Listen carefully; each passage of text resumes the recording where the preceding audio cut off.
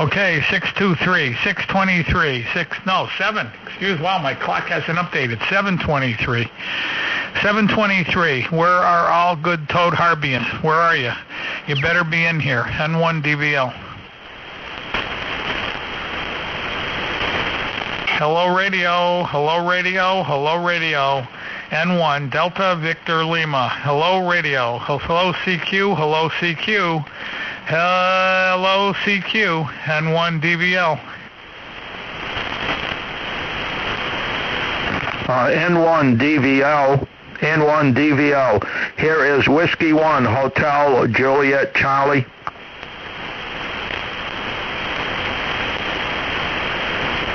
W1 NJC. N1 DVL. Go ahead. Okay, the call is Whiskey number 1, Hotel Juliet Charlie. Name is Jerry, and I'm located at Oxford in Massachusetts. Over. Okay, yeah, I wrote it down. I couldn't read my own writing. I wrote it down, and then I thought it was a N instead of an H. But anyway, W1HJC, N1 DVL. And your name, what again was? What did you say it was Charlie? Jerry, Juliet, Echo, Romeo, Yankee. Okay, Jerry, Ox Mass. That much I know I got. So, how's things in Oxford tonight? Well, it's been a beautiful day. Not really May weather, but by George, no rain today. So I'm pretty happy about that. I'll give you a signal report on the next go-around. I was writing and I didn't look at the meter. Go ahead. Yeah, you don't give it to me yet, and I'm just my amp takes 3 minutes to warm up, so I'm running 100 watts, and another minute or so I'll be running 1500 watts. But how much power are you running? Yeah, I'm running 100 watts here, and I don't have an amp. You're running an S5 to a 6 with the 100 watts, which is pretty nice for this time of the day, you know? Wow, that's a pretty low signal. Are you running an attenuator? Negative.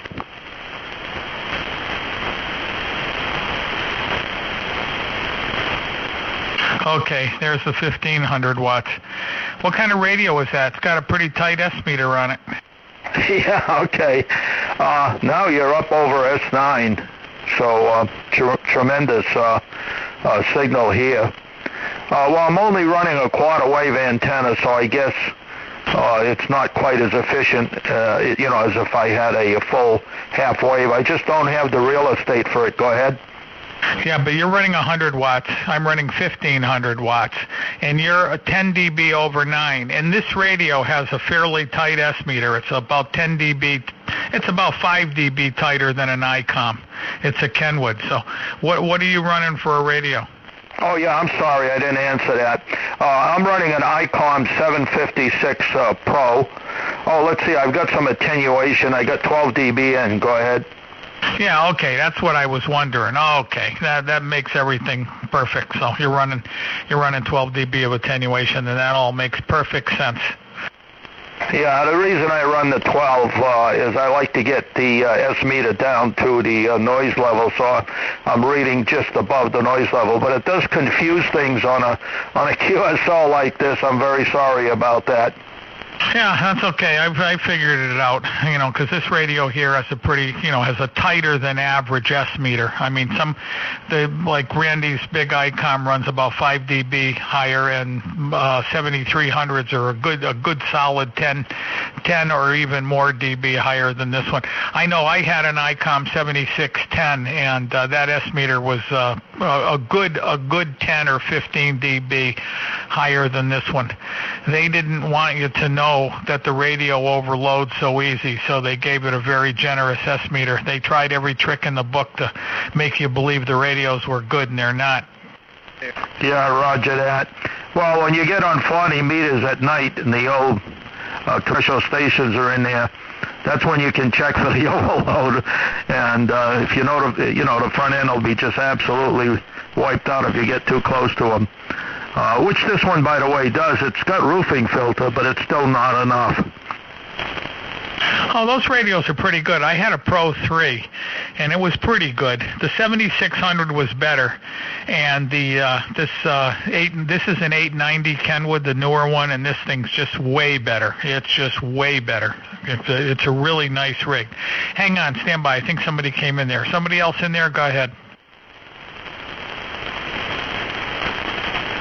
Hello? Is there somebody else coming in here? I'll join the group. KA1BXB. Okay, that's $5 to join. Okay, just kidding. BXB, I think. Go ahead. Yeah, I just listening to you. Yeah, very interesting.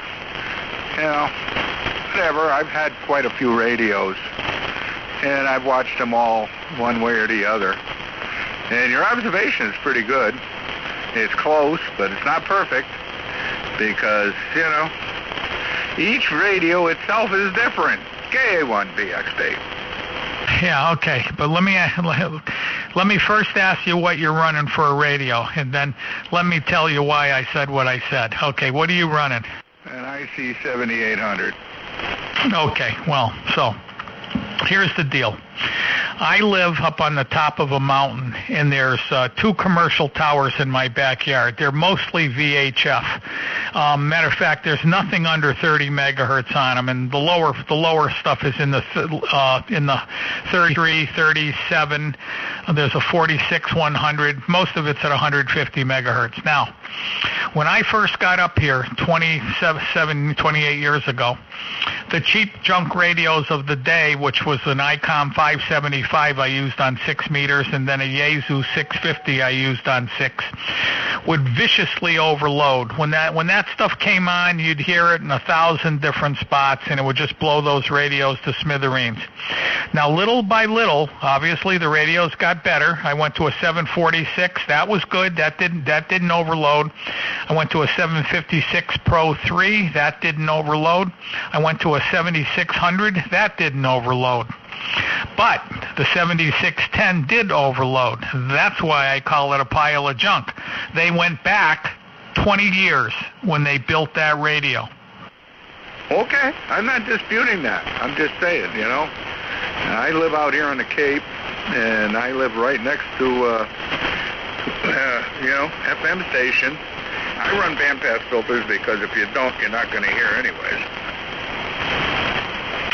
Yeah, but a 7800 is a really high-end radio, which has basically a very high dynamic range at the wider spacing. You know, like the 100 kilo. If you look at Sherwood's test, Sherwood puts his radios in order from best to worst at 2 kilohertz spacing, which I do not agree with at all. You know, that's the way he looks at it. He looks at those radios from a contest, I think from a contest point of view.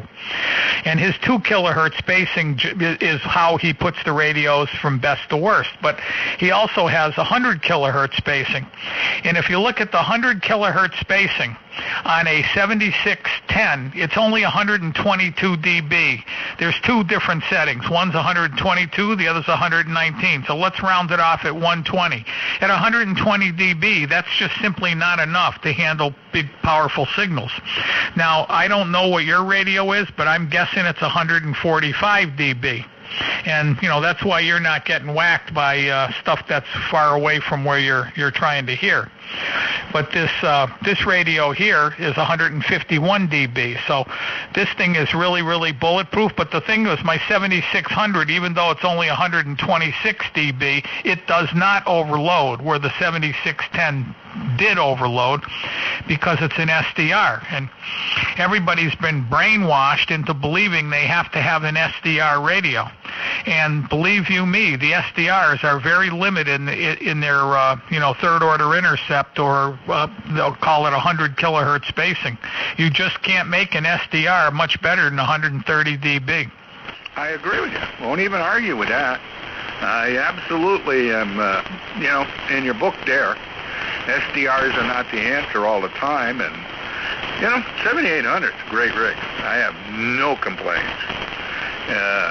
But, when you got a guy that's not operating his radio properly and wants third harmonics, all over the place, guess what?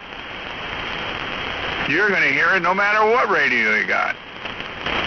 Yeah, that's somewhat true. I agree with you. It is, that is somewhat true, but don't kid yourself. When you go from, say, one of the older radios, go way back, where they're only 60 or 70 dB at 2 kilohertz, and you go to this radio, which is 105, you can nestle up real close to somebody, and it's amazing how good this thing can get rid of them. Yep. I'm not disagreeing with you, because I also run a pair of Yaesus. I have the old Mark V, which great radio, and I put in a second roofing filter and a whole bunch of things, and I won't complain. But I also have the 2000, and that's no slouch. I found that I cannot hear a peep out of him, not a single sound. What was that?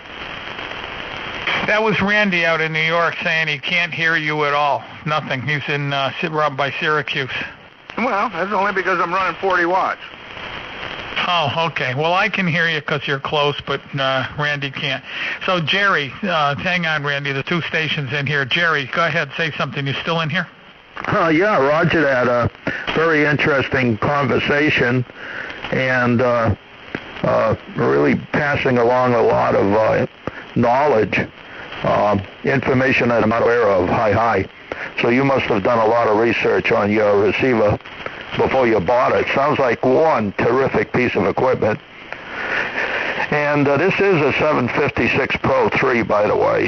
So you had one, you know what it is. Hi. I've been very happy with this rig. The receiver on it is, for me, about the best receiver I've ever had. So with that, I want to thank you for the QSO. It's getting dark here in Oxford now. I'm out in the garage with the radio, and the XYL is in the house. She's going to be yelling at me to come in, so I'll have to wait till she goes to sleep before I come back out here. So look, I'm going to say 7-3s to everybody, and thank you very much for picking me up. You're my first contact here on 160 since I got back from Florida about a month ago. I just got the antenna up. God bless you guys, and we'll catch you down the road. This is WNHJC, Jerry in Oxford, Mass, saying 7-3. Jerry, nice to make your acquaintance. KA1BXB. Thank you. Okay, Jerry, just before you go, since I had both radios, I can feel very confident in telling you if you can pick up a 7600 now, dirt cheap, and it is a much better radio than the Pro 3. You'll be really surprised just how much better the 7600 is over the Pro 3. Okay, 7-3. See you later. Go ahead, Randy. Over to you. Yeah, okay. I'm not staying in here. I'm helping Maureen. We're moving some stuff, one bedroom to the other. But I just wanted to find out who that was, because I find it very interesting that I can't hear him a bit, not even a peep. And 3. 40 watts is 40 watts. I can hear Mark. 40 watts is 40 watts. Good evening. All right, I'm gonna get back out of here. I'll be back in a few minutes. And Tootie said he won't be in until about 8:30. KB2ZVP. Oh, he's starting to really annoy me. I'm going to have to give him a direct order. Well, hurry on back. Okay, so anyway, go ahead, Mark. How is RMR today? Good evening, Ray. Everything working okay down there? You didn't go back to that 2000 Kenwood, did you? Everything's pretty copacetic. Can't complain. There was no major problems today. However, I discovered something rather, interesting and disgusting at the same time. Okay, go ahead. I'm listening. I'm all ears. Now, you're familiar with my hot water tank that I use for hot water storage instead of a hot water heater, right? Not really. I know you have some kind of a abomination down there, but go ahead. Yeah, anyway, it's a heat battery. It's a big thermal mass. It's 1,200 gallons of water in a big thermos bottle, essentially square, got a liner in it, insulated all around it, hot water in it. You put the heat in, it stays in. Take the heat out by using coils. All right, Well, I discovered today that it is, there's something living in it. Yeah, go ahead. The other station here. What was your name again? My name's Don, Delta Oscar November. Am I talking to anybody here? Yeah, Don, but I don't think anybody can hear you, Don. Mark, can you hear Don? The only person I hear is you. Yeah. Randy couldn't hear you, and Mark can't hear you. Okay, I'm running 40 watts. I don't plan to change it, but anyways, I'll let you guys carry on. I do agree with you on a lot of things and be unique to talk a little further, but I'm not going to interrupt your net. So, and I'm not going to drive the power up either. So, I'm just doing QRP for the time being. Yeah, okay, Don, but just, I'm sure you sound like you've been a ham for a long time, so I have to assume on this band in the summertime, if you don't run 1,500 watts, no one is going to hear you. No one. 100 watts just is not going to cut it. And, you can see it right now because even at 40 watts, Randy's got a 7,800, so he's got a really good receiver, and he couldn't hear you at all. Matter of fact, he couldn't hear Jerry either, to be fair. But, this band requires high power, which I'm sure you know. Okay, anyway, stop in any time and we'll carry on the conversation. N1 DBL. Yep, okay. And we're currently in the middle of a geomagnetic storm. So that should be a little better. Anybody else copying me? You hearing him now, Mark? Things. Did you hear Don now, Mark? No. I hear him in Vermont. That's negatory with guts and glory. Well, if Vermont can hear me and you can't, something's wrong. Well, he's down in Pennsylvania. It's the sun's still up. Yep, good enough. Anyways, yeah, I've been a ham for 46 years. Been into everything you can imagine. I guess I'll hold and you and I have some strict story until everyone can agreements. hear me properly. But a few disagreements. But that's why it makes it the fun hobby that it is. And with that, I'll say 7-3 to 1 and all. I'll come back in later. K1BXB. Okay, Don, 7-3. Hello, Steve, and go ahead, Mark. So what's living in your tank? Is it one of those horrible things from outer space? No, it's creating methane. Wow, that's pretty interesting. So I'd say you need a few ounces of bleach in that tank. Well, yeah, I consider that. Something is decomposing in the tank, and I can't for the life of me figure out what it would be because there's nothing in the water that would be organic to decompose. So, and the water temperature is 160 degrees. So whatever's growing down there, it's creating a sulfonous methane. You can smell it when you walk in the room. It smells like decomposing, like rotten egg smell. And when you lift the little thing to look in at the temperature, Giggy, you can clearly hear the little bubbles in there. I mean, it's not rolling over like it's boiling or anything, but you can clearly hear the little bubbles coming up every now and then, producing some sort of gas. Well, I have this incredibly broad spectrum of knowledge, right? You're going to admit that, correct? No, I would never admit that, but go ahead. Well, they're called extremophiles, and the science community studies them for looking at alien worlds and thinking, well, if they can live here on Earth, then they can live at alien worlds. There are things out at the park there, Yosemite, or where all the geysers and everything are. There's hot springs out there that the water is just below boiling, and there's bacteria living in it. Oh yeah, I'm quite aware of that kind of bacteria. I'm just wondering how did it get in my tank? I don't know. I just haven't quite figured it out yet. I'm sure I'll get an answer soon enough. Luckily, there's enough airflow in that room, and it's not trapped or anything, so I would get a methane buildup. That could be, that could be dangerous. But I'm not going to worry about that or anything. But for the past 2 days now, I've smelled this like I wouldn't call it poop smell, but you know what it smells like when something is decomposing, like in a swamp. It's like a swampy, decomposing smell. That's what's going on. And you must be right.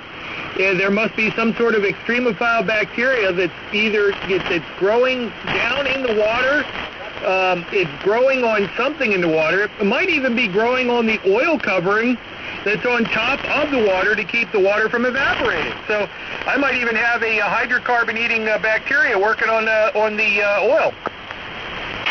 Well, you do realize that bacteria grows in gasoline, right? Yeah, well, I'm aware of that too. They have a real problem with that in diesel ships and big tankers and whatnot out at sea because the bacteria grows in the fuel lines and clog things up and cause all kind of problems. I just didn't think that it would find its home in my hot water tank. Now, it doesn't affect the performance of the tank in any way. It still stores heat energy great. It transfers heat energy great. Getting plenty of hot water out of it. It just, for some reason, something decided that it wanted to live in it. So I take it when it's really, really, really cold out, like 15 below zero, and you've been out shoveling, and your whole body is just your core temperature's dropped to 96 degrees, and you're chattering, and you jump in the shower. You can take a nice hot shower for like 4 or 5 hours, right? Oh, easy. Absolutely. Yeah, you could pull hot water like that out of the tank for about 2 days. Boy, I got to get me one of those. It sounds like that tank is open. Why does it have an oil coating on it? Well, the top, I used to have a floating deck on it that was made out of foam and stuff, and that was on there for probably almost 4 or 5 years. And that kind of deteriorated and fell all apart. I was going to put a new liner in it, so that's why I took the top deck off and changed it. Now the deck that I have on top of it, it's not floating. It's actually sitting right above it and suspended by 2 2x4s that go across the frame, and it's sealed around the edge of it. So the water level is actually below the top plastic cover, I'd say 4 or 5 inches or better. And there's only one little spot on the end that is open so you can add water to it or look at the temperature, because I have a meat thermometer in that end so you can see what the water temperature is, so you know when to add heat or what your situation is. And that's the only way in and out, and that's where the gas is, I guess, is escaping. Everything else is sealed up and inside the tank. And, of course, also when the water temperature gets hot, say your water temperature starts at 125 degrees and you do a burn to bring it up to 170, that volume of water is going to expand. So you've got to have room for the water expansion. So you can't be, right up close to the top or you'll get an overflow. So anyway, all that's going on. That's all working in the way it's supposed to. I just bumped into the fact that something decided that it wanted to start to grow in the tank. And I'm just scratching my head figuring, wow, I am honored by such a strange form of bacteria to make my tank its home. I'm telling you, it came from the stars. So I've got a new book. A new book? Go ahead. I'm all ears. It's written by a doctor, and it's all about abductions. Yeah, I've seen a lot of abduction stuff. And if you believe the rest of it, then you know that's true. Well, I don't know if it's true, but I haven't even cracked the book yet, so I can't make that determination until I read it a little bit. Well, let me know if they when they abduct people, if they have green eyes and they have negative, Rh negative blood, I believe. Yeah, so anyway, hello, Mark. Hello, everybody else. I'm not sure who all is in here, but hello to everybody. Good evening, Randy. Why are you moving from one bedroom to another? Hello, Doc. What was that, Ray? Why are you moving from one bedroom to another? We're going out to the back room. She likes that room better. We're going out to the addition, and we're putting the center bedroom is going to be where the exercise stuff goes, and the other bedroom is going back to be the guest bedroom. Okay. So the love nest is going to be in the back of the house. where it has been. But we chose to come out of there over the winter because we didn't want to have to heat it because it's not heated. I didn't want to have to worry about running the wood stove all winter. So this year, that's the room that's going to be turned into the kitchen, by the way. So when that's done, then that no longer will be the bedroom. Well, you're going to at least have one spare bedroom, so when I come out there, I can sleep over, right? Yeah, we'll always have at least one spare bedroom. Right. Well, I never had a spare until my mother went, and then I took her bedroom set and put it into the bedroom here. So now I've got a spare bedroom.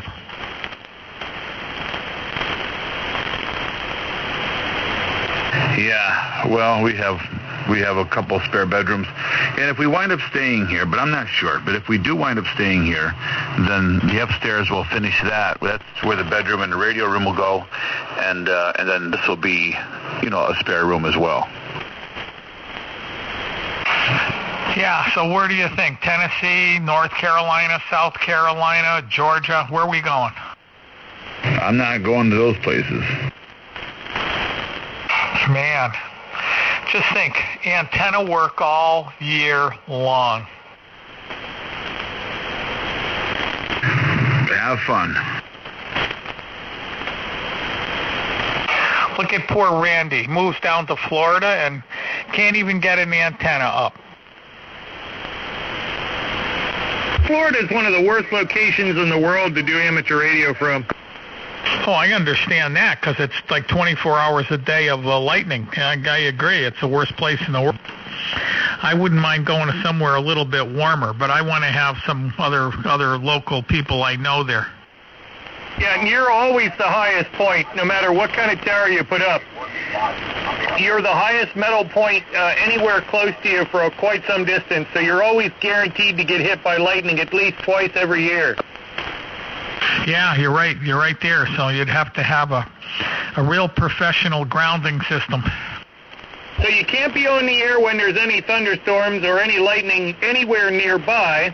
You can't be on the air because you can't hear anything from the lightning. And who would want to be in a shack if you don't have air conditioning anyway? Well, we could move to Antarctica. We can move to the Arctic. Well, if you move to Antarctica, how about Yellowknife? Because it's cold, it's desolate, and you get maybe a plane gets in there once or, maybe 3 or 4 times a year, I guess. And also, did you ever see that movie called The Thing? The Thing? Yeah, but I'll just have a flamethrower. Yeah. The possibility of finding something in the ice buried for 10 million years or something that falls out and wants to eat you or something. So you got that going on. You got a bunch of weird people down. You got a handful of people down there that are antisocial. I got a 450 Marlin. Stop anything, even the thing frozen in the ice.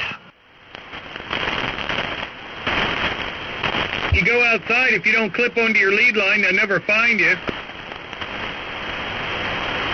Well, I didn't say I want to go there. I said I want to go to like North Carolina, South Carolina, Tennessee. How about, let's see. Well, hang on. Let me look at some other places to go. How about Alabama, Georgia, Arkansas, Texas?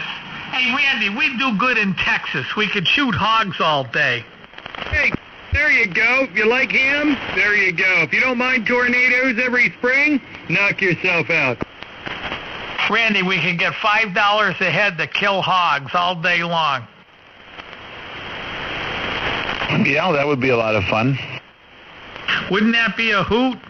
Couple of quads, couple of those lever-action rifles, and chase those hogs all over the place. And you guys could, import that stuff to other places under the trade name of free-range ham. I'm sure we could come up with some delicious recipes. We got to do a big spit, Randy.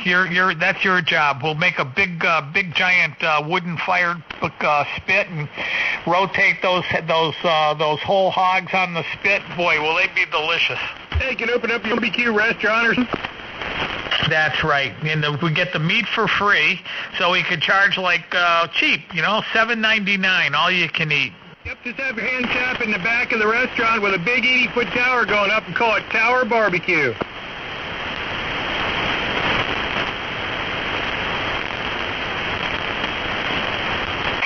Hey, Randy, I had something very interesting happen today. Oh, yeah? What was that? I'm driving down the road listening to my AM radio, and all of a sudden, and this is a local station, and all of a sudden it's just totally wipes out WHYN for about 200 yards in going by. And guess what it was? Radar detector. Nope, solar cells. I knew it. That's exactly what I was going to say. So you better hope and pray they never put solar cells in your backyard, because you ain't going to be you're not going to be able to hear me. Yeah, no, I wouldn't let that happen. No way in hell. Oh yeah, that square wave there, those big inverters. Oh man. But there's a lot of them around here. There's a lot of them, and most of them don't make noise, because there's another one right here in Wilbraham that's huge, and when you drive by, you're right on top of it, and it doesn't make one bit of noise. There's one at the old dump. That's a huge one. That doesn't make any noise, but the one over there in Hamden makes a racket. So just make sure they put the low noise technology in. And don't forget, they got to give you free power. You get free power for living next door. So then you can heat your house, hook lights and radio and everything for free. Some of those arrays are 10,000 volts at 10,000 amps. Then you can have a big amplifier, Randy, directly fed. Think of all the fun. Randy, are you going to add anything to this, or are you just going to sit there and let Ray do all the talking? I'm tired out. I don't have much to add, to be honest. I don't have much to add. Sorry to say. If we start talking about something that makes sense, well then I'll start adding. There is more things to life than concrete blocks, right? You're slowing down. You're really slowing down. 15 years ago, no sweat. I'm not slowing down. I'm just watching something on the video here that's more interesting. Oh, I knew it. It was coming. The truth comes out. Is she beautiful? Is she one of the Hallmark girls? Does she look like Emily? No, it's actually some buddy forming a knife, melting the steel and forming a knife. Just looking at what they're using, what steel they're adding to it to melt to get the temper of the blade just the way they want it. Yeah, you're going to go into knife making when you retire? No, I don't think so. Although I love building that kind of stuff. I would like to learn more about adding different types of steel, metallurgy. I'd like to. I studied a little bit of that years ago, and I still would like to, just broaden my horizon when it comes to that. Because I watch some of these shows, and these guys build swords. Let's say I watch some of these shows. I've watched the show twice, and they cut apart a bicycle, and they use different parts of the steel, different types of steel to melt down to make the bases for their knife. And I've watched that show twice, and I've always thought that very interesting.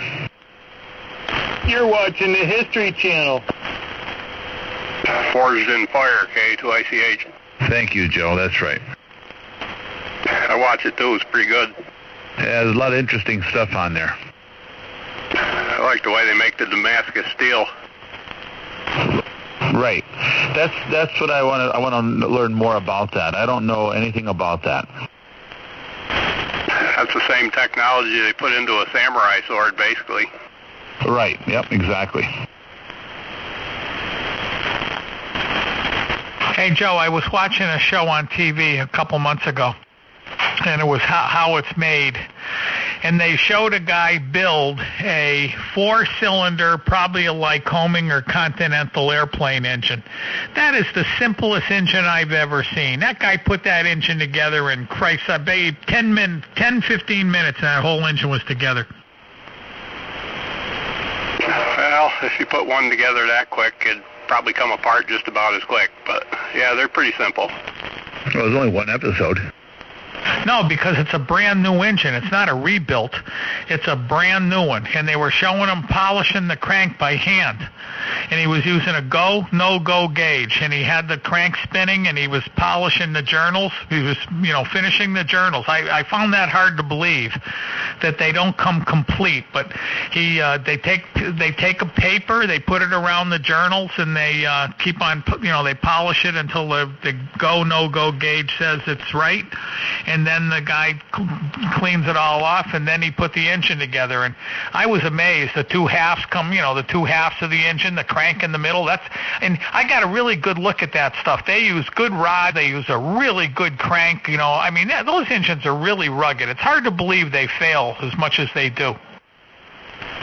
They don't fail a lot. Car engines fail a lot more than they do. I know Jeff, he had an engine failure. The guy behind me had an engine failure. And you've mentioned it before. It seems like every person that's been flying for any length of time has had an engine failure. I don't think they're very reliable. Yeah, but how many people have had cars quit on them?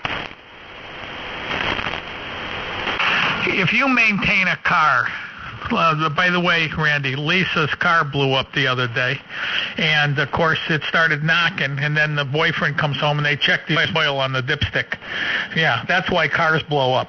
But like my Impala out here, I take care of it, and I just changed the oil to this morning. I changed the oil in the Impala this morning, and I put the fuel pump in, new fuel pump, new fuel filter, and she's ready to go. And now the gas gauge is working again. And boy, I'll tell you, it's got 96,000 miles on it, and it's going to go, it'll go 300,000, and I don't anticipate any issue.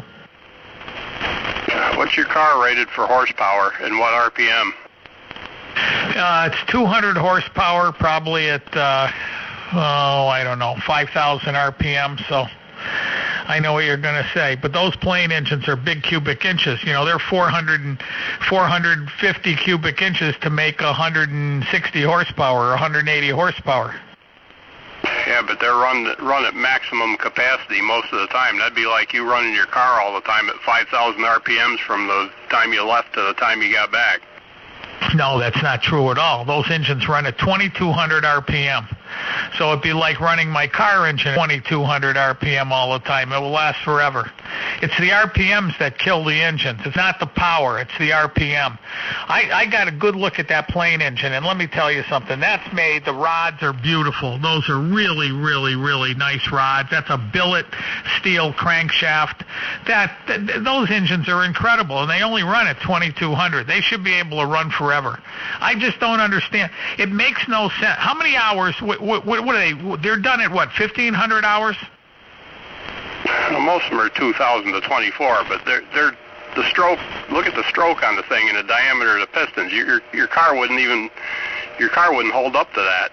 It's a totally different world. That's designed to make maximum horsepower at 2,450 or 2,500, and you're running it at 2,500 all the time.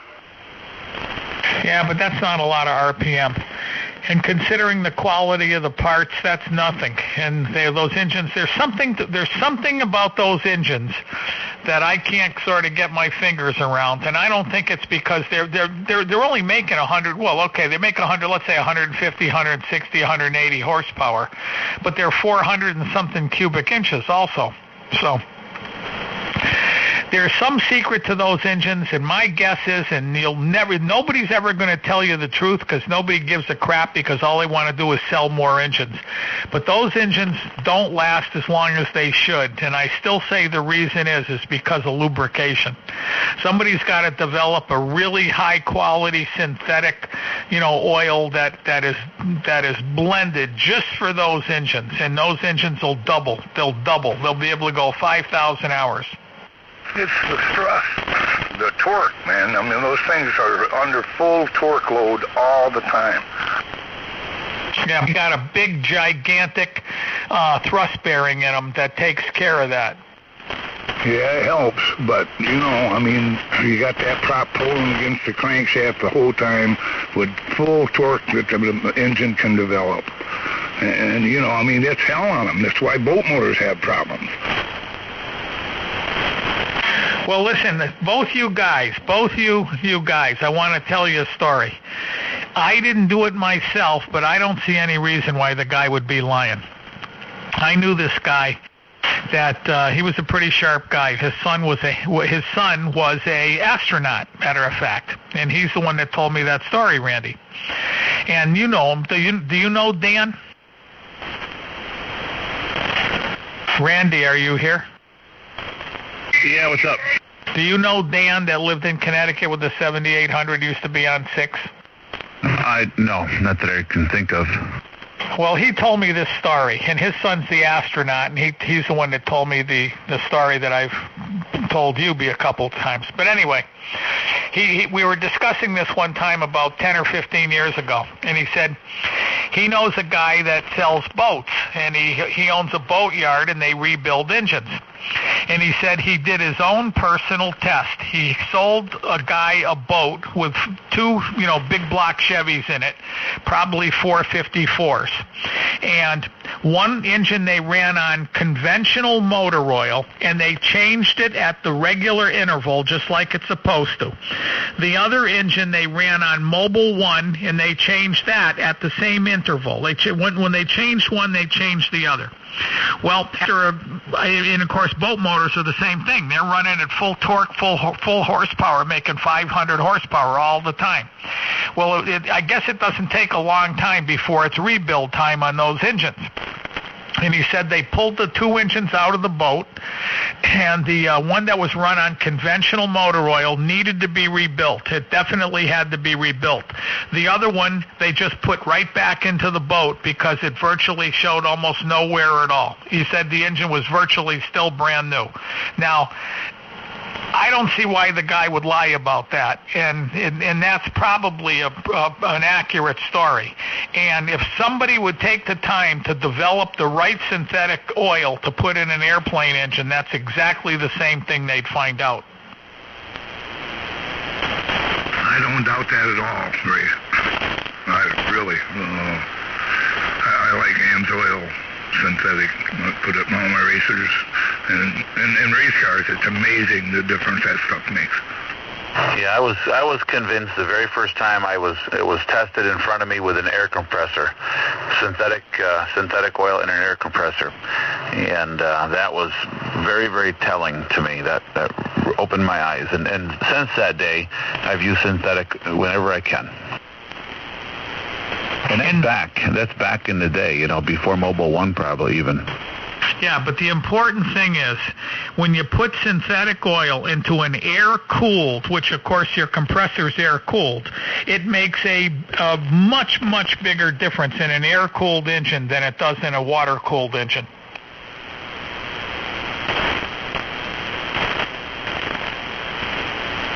And I still believe, and I bet my last dollar, if somebody screwed around and put the right oil into an airplane engine, they double the life of the engine. Now, Joe, here's a question for you. You ready? Yep. When you take one of those engines out, do you personally rebuild engines at all? I haven't in the last couple of years because I don't have time, but I do, yeah. Okay, so You take a Lycoming or Continental engine out of a plane, it's got 2,000 hours or 2,200 or whatever it is, and you pull the engine apart. Do the cylinders show wear in the cylinders? Are there ring grooves at the top of the cylinders? And what do the bearings look like? Well, there is ring grooves in the cylinders. A lot of it depends on what kind of cylinder composition you've got. There's nickel carbide coating, there's steel, there's hardened steel, there's nitrided steel. A lot of different things in play there. Yeah, most of the times you do, and the bearings they're basically riding on a cushion of oil unless something goes wrong. Right, so are you telling me the bearings don't have any visible wear? Not unless something catastrophic happens, like you get metal circulating in the oil system, or you have something, crack in a crankcase or something in the bearing saddle, or, something has to go wrong in order to have bearing problems. They do show a slight amount of wear when it gets to around the time where they recommend the overhaul, but just nothing drastic unless there's a problem. Okay, now let me ask you this. I'm pretty sure when I saw the guy rebuilding that, building that new engine, they have free-floating pins on the connecting rods, don't they, on the piston pin? Yep, they float in the connecting rod and the piston. Now, do those bearings loosen up after 2,500 hours? Because that's the one bearing I'm sure you'd have to have refitted. Yep, that's part of the overhaul process. You press them out and press new ones in. So why would you have to press them out? Well, that doesn't make any sense. If you have to press them out, then it's not a free-floating bearing. No, the wrist pin floats in the connecting rod. Connecting rod has a bronze bearing pressed in the end of it. And it doesn't float in the piston? Yeah, it also floats in the piston. Yeah, okay. So you said pressed out. You just have to take the retaining system out and just push the pin out with your finger. I'm talking about the bearing in the connecting rod. You have to press the bearing out of the connecting rod? You mean the connecting rod isn't two pieces? No, I'm talking about the wrist pin end. I thought you were talking about the wrist pin end. Yeah, the wrist pin end. It floats in the rod and it floats in. So what do you have to press out? You just take whatever retains the wrist pin out, whether it be Teflon buttons or the spiral locks or whatever they use, and then the piston, if you turn it sideways, the pin should fall out on the ground. Not quite. They get a carbon ridge. Okay, but the question I'm asking you, where is the wear? Is the wear in the top of the cylinders where it's got ring grooves in the top of the cylinder? Is the crankshaft worn at all? If you mic the crank, is that okay? No, there's wear there. Sometimes you can just polish them to size and you don't have to worry about it. Sometimes you grind them undersized, depends on if there's score marks or not. But there's wear all over. You get the wrist pin will wear slightly, the bushing in the connecting rod will wear. The pistons usually you throw them out. They aren't worth messing with for the price of them. Yeah, okay. So what do you do with the cylinders? You buy new ones or do they bore them? You can bore them, but anything after the TBO, you're asking for a cylinder head crack as you get metal fatigue. What's TBO? Depends on which engine, anywhere from 15 to 2400. Okay, so you're basically saying, let's say the cylinder, what would you consider a normal amount of wear in the top of the cylinder? How many thousandths? Well, they're choke barrels to start with. Most of them have like an 8,000ths choke at the top of the top dead center, so that the thing achieves more compression. So it's usually about 8 to 10 thousandths of wear on the top. So you can't bore those cylinders. You have to buy new ones, right? Because I always was under the impression that when you rebuild one of those engines, you got to buy new cylinders. Can they be bored and fitted with an oversized piston? Yeah, you can do it. They usually, from my experience, don't go to to another TBO. They'll usually crack first. Yeah, that's hard to believe. They should be thick enough that they shouldn't crack.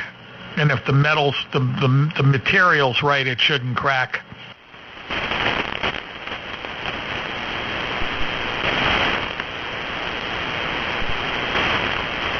I mean, all you have to do, have you ever gone to an airplane museum and seen one of those 18-cylinder 2,500 horsepower or 3,500 horsepower radial engines? How in God's name could something like that run when you can't even make 180 or 150 horse out of a four-cylinder run?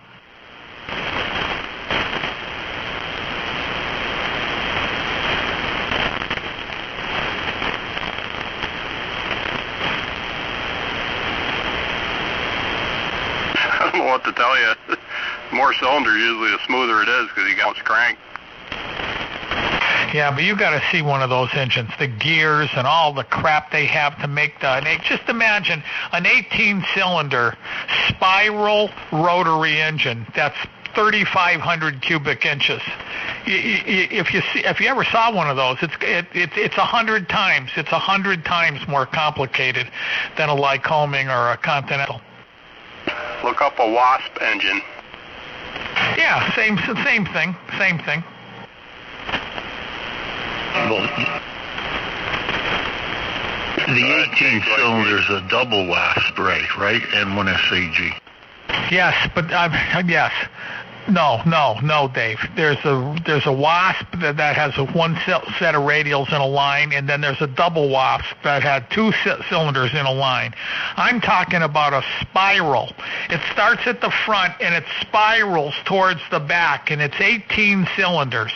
And I've seen one of those engines all exploded in one of those museums. And I mean, you got to see one of those to appreciate complicated. And we got one. We got I can't remember how many cylinders it is, but it's a radial aircraft. It's not a Wasp. I forgot whose it is.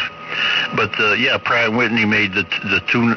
They made the Wasp, which was a single 9, and then they made the double Wasp. They stacked one in front of the other, and that's what was in the F6F Hellcats. Yeah, and the oil they were using back in those days was absolutely pathetic. And those ran. If they could have run those engines on synthetic oil, they would have been, first of all, they would have been more powerful, number one. And number two is they would have lasted at least probably twice, if not 3 times longer. Yeah.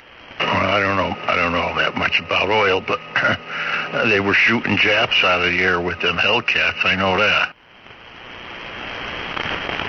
Is Dennis in here tonight? Is that Crandallmeyer? How you doing, Dave? Pretty good. How about you? All good. I was trying to get with Dennis I guess we've got our plan made for Sunday. So if anybody wants to meet in Pittsfield, Massachusetts at 10 o'clock at the Misty Moonlight, that's where we're having breakfast. Why are you, I thought you were going to Connecticut. Why Connecticut? I was under the impression that you were going to Connecticut, and that's where we were meeting, in Connecticut. Well, no, it's not that far from Dennis to go to Pittsfield, and I've got to turn around, go from Pittsfield back to southern New York, and then back home, so it's better for me. Okay, so you're not going to Connecticut? No.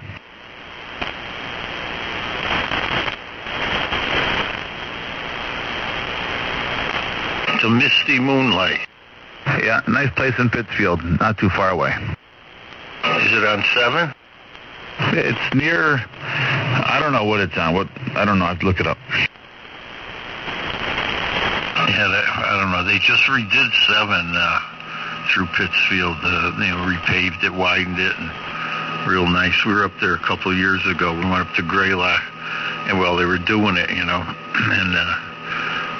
they were repaving, so there was like high structures, manhole structures were a little high, and they had cones on them. You had to steer around everything, and now it's all done. Must be nice up through there now. It's it doesn't, let's see, it's 197 miles. Where is it?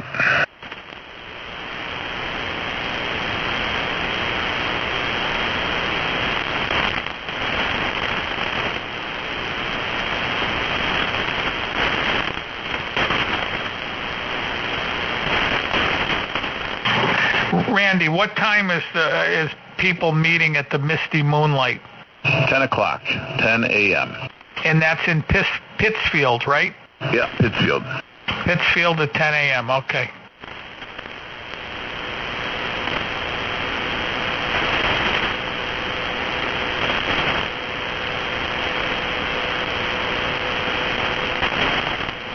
It's 565 Dalton Ave. 565 Dalton, D-A-L-T-O-N Ave.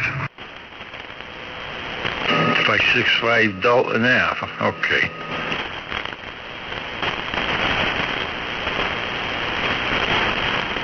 What 565? Is that it? 565 Dalton Avenue? That's right. Yep. Pittsfield. Roger. Hey, Randy, do you have your radio running in your truck now? It's off of Route 7. Well, the radio is, but the antenna's not on it yet. But I can just hook it up anytime.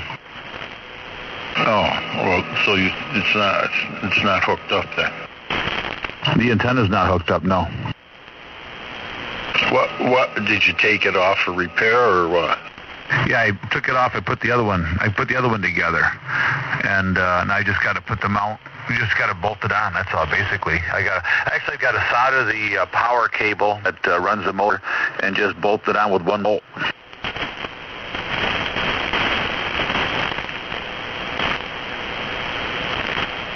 I just need to do it. That's all. Just haven't had a desire or the time. Yeah, I know where you're coming from there. I got a lot of things I need to do. I just never get around to doing them. I heard that one. Joe, you want to go to the Misty Moonlight on Sunday morning? Have breakfast? I would, but I already got to go with my wife to visit my granddaughter. Okay. I mean, Pittsfield's not too far from you, right? No, it's not. It's only like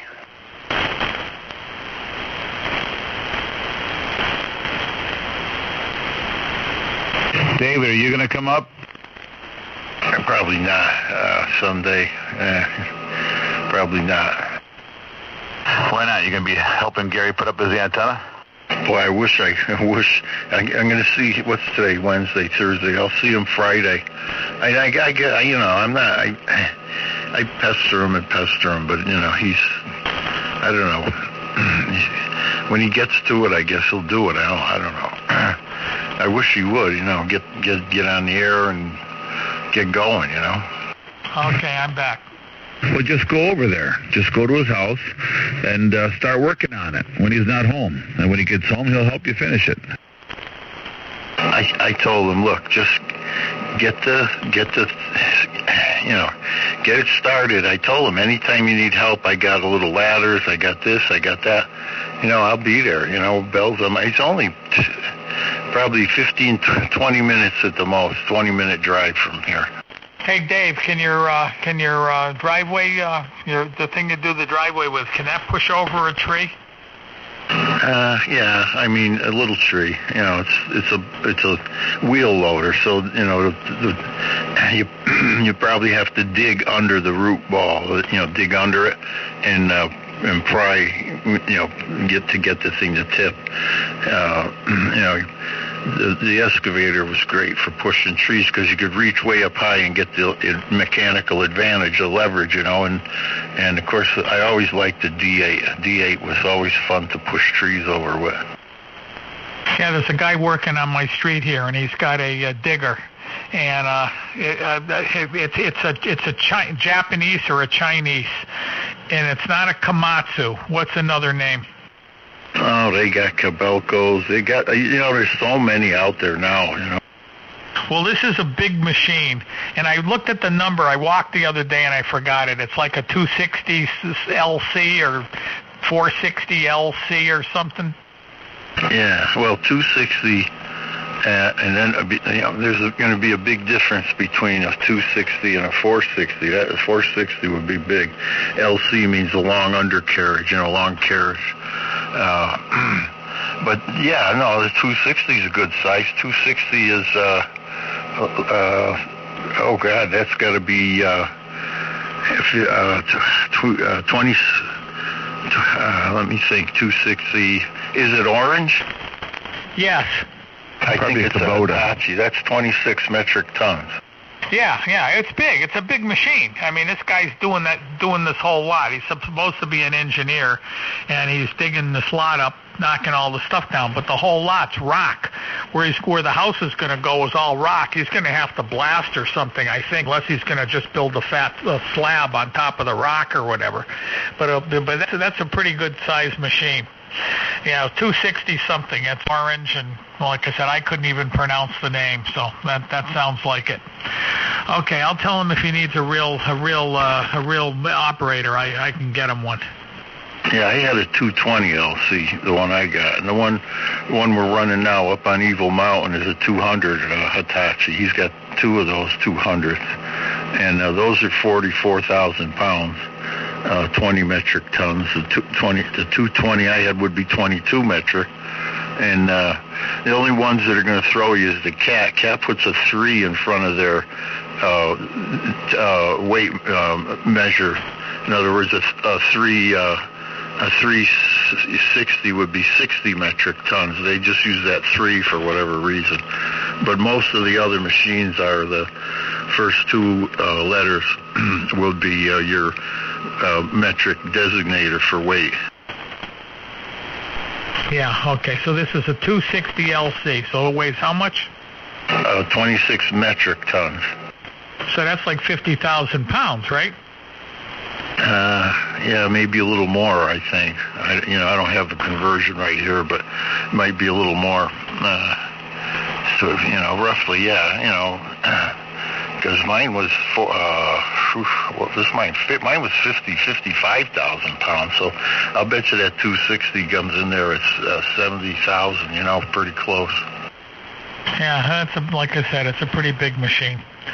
Okay, that was interesting.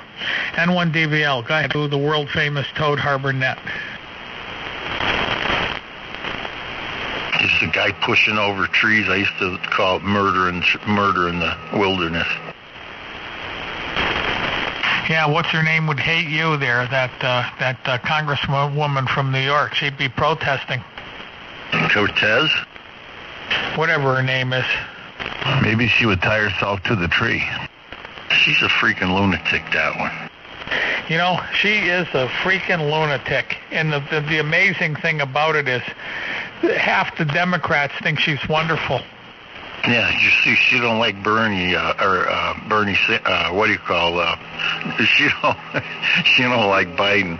She was, ranking on Biden, calling him a middle-of-the-road guy. We don't need that. They're trying to get rid of Biden. They want young blood. The Democratic Party wants somebody young, so the young voters will vote for him. But I don't know, Biden's leading. Well, that just goes to show one thing to me. It shows how weak Bernie really is. Bernie's crazy. Trump said so at the down in Louisiana the other night. Oh, yeah, he's nuts. He's absolutely out of his freaking mind. He's a goddamn communist. Him and Putin would be the best of friends. You hear Trump, he's talking about Judge Buttigieg. Trump's crazy. He's having a good time. He's gonna this next run for the president. First of all, when the 22 Democrats get going on each other, it's going to be a sight to be seen. Yeah, well, now they got all these investigations going on, so all these Democrats are being pretty quiet. Even Chuck Schumer's starting to side with Trump over the carrier over there and things of that nature about Iran. But I don't know about Nancy Pelosi. I think she's a freaking retard. What's going on with the carrier and all that? I've heard a little bit of stuff, but I haven't watched the news at all.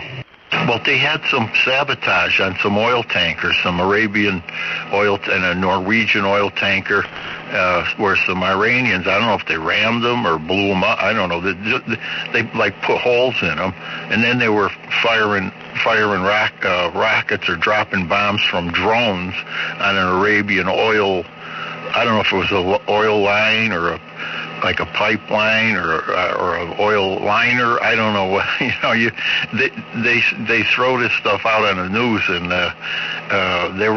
I guess Iran is threatening some big major jihad against U.S. troops and forces that are in Iraq. So now today they told all non-essential personnel to get out of Iraq. So apparently they're worried about hostility, but the Ayatollah is saying, "Oh, we don't want any war. We don't want any war." The other day he was saying those aircraft carriers would make easy targets. Now it's over. We don't want any war. They're messing with the wrong guy. Because all you have to do, if you're a real president like Trump is, and you call up your head generals and admirals and say, okay, kick their ass, they'll flatten them like you wouldn't even believe. Literally, it would be like a professional baseball team playing a bunch of kids from elementary school. Well, I just still have those images in my head of those when Obama sent them the money, and then they made those sailors kneel down and on their boat and had pictures, sent them all over the world here. Now payback is going to be hurt. Yeah, and who do you blame for that? The trouble is, you have to have enough of a brain to realize what a no good, what he was, our last president. He was just simply no good. And anybody who thinks he was is just an idiot. Just stupid, period. End of story. Yeah, anybody to go around apologizing for being great, oh, I'm sorry, because we're the greatest country. We'll send you some cash, a couple plane loads of cash, appease you. Remember him bowing to that shot down there in Venezuela, bowing down? The President of the United States is taking a bow. What a blithering idiot. Yeah, I remember that. Yeah, I remember. Now that you mention it, I remember seeing that. The guy, him and the Holder and Lynch and all them, they just made up their own little. They had a ball, they just. And they all cashed in on politics. They all cashed in. They weaned themselves off of the breast of the American taxpayer. Basically, that's what they do, and they get rich at it. They look at him now. He's got a big house with a wall around it, and somewhere down there in New York D.C. He built it. He wanted to have a house in D.C. so he could be close to. What he wants to do. He hated to leave the White House. And, they like that. Remember that old show, The Jeffersons, Moving On Up, and When I Say G. Well, the way he's going now, the way the new Attorney General is going, he might have big walls around him. And I still wonder about if he was born in this country. This is K1RMA. No, he's a Muslim. He was born in Muslimville. Oh, I absolutely believe it. The hospital that he was supposedly born in was torn down, and all the records were removed.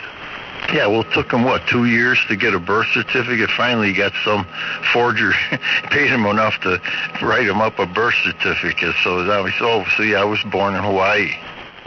You're absolutely right, Dave. So we're going to have breakfast on Sunday, Don, at Pittsfield, Mass. You want to come up? It's Sunday now? I thought it was Saturday. But no, I'll be going to church with the wife. Thank you. Okay. We'll say a prayer for us. Oh, I do every day. It's Sunday or Saturday? It's still Sunday. That hasn't changed. And there's a ham fest here in our state up in Goshen, which is not too far from the Mass border. and that'll be Saturday. And this is the first time in many, many years that they're actually doing a Saturday and Sunday both. Goshen, Connecticut?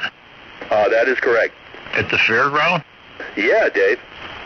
And that'll be Saturday and Sunday? Yeah, it starts at 8. Saturday. Oh, I didn't even know that. Oh, thanks for that information. I appreciate it. Yeah, if you do come up, please see me. All right. Well, if I come up, I'll be wearing a hat that says NRA, National Rifle Association, only because that's the only hat I got. I'll be wearing a hat that says Make America Great Again. You both should be wearing your Trump T-shirt. Yeah, your Toad Harbor T-shirts. Wait. All of mine went back to the Toad. I'll be wearing my Toad T-shirt. Attaboy. Okay, Dave. I definitely will know you then. I think I'll wear the dark one. It's like dark gray. Okay, I've got a Johnson Viking sweatshirt. Okay, yeah, I remember the old Johnsons. I've got several here now. Really?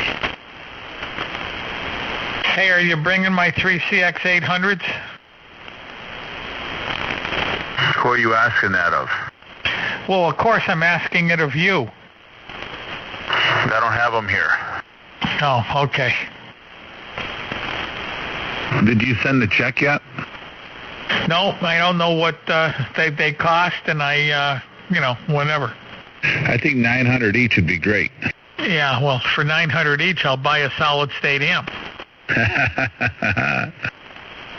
You can buy those transistors, those big transistors for the solid-state amp now for like under $200 a piece. Yeah, you could change those out in 15 minutes probably. Yeah, I'm thinking, it's getting to the point where the tubes are just, the tube amps are great, but they're just so ridiculously priced for the tubes, they're not worth even having them anymore. Of course, with the tubes you got, you'll never have to buy new tubes, but that's besides the point, I guess. Well, I need one tube. I don't have to have two, but I need at least one more tube, and then you're right. I don't think you need any more. I think you got more than enough to last you forever. Well, I want one spare pair. That's what I want. You gotta rotate them or they go bad. Yeah, well, I already put this one in a few months ago. Well, I can't. How do you rotate when you only have 3 tubes and you have a 2-tube amplifier? Yeah, that's tough. I think you could. You have A, B, and C, and you just have A and B in it, and you got C, and then you take A out and you put C in its place, and then you take, in 6 months, you take B out, A in its place, and just keep going the same way. Or I could just put all 3 tubes into the same amp. Problem solved. I could do that. I might have to look into that. I know you can do it. That's right. Look what he's running. Yeah, it would be such a pain in the ass in one of these amps. These amps are just a nightmare. It would be too much trouble.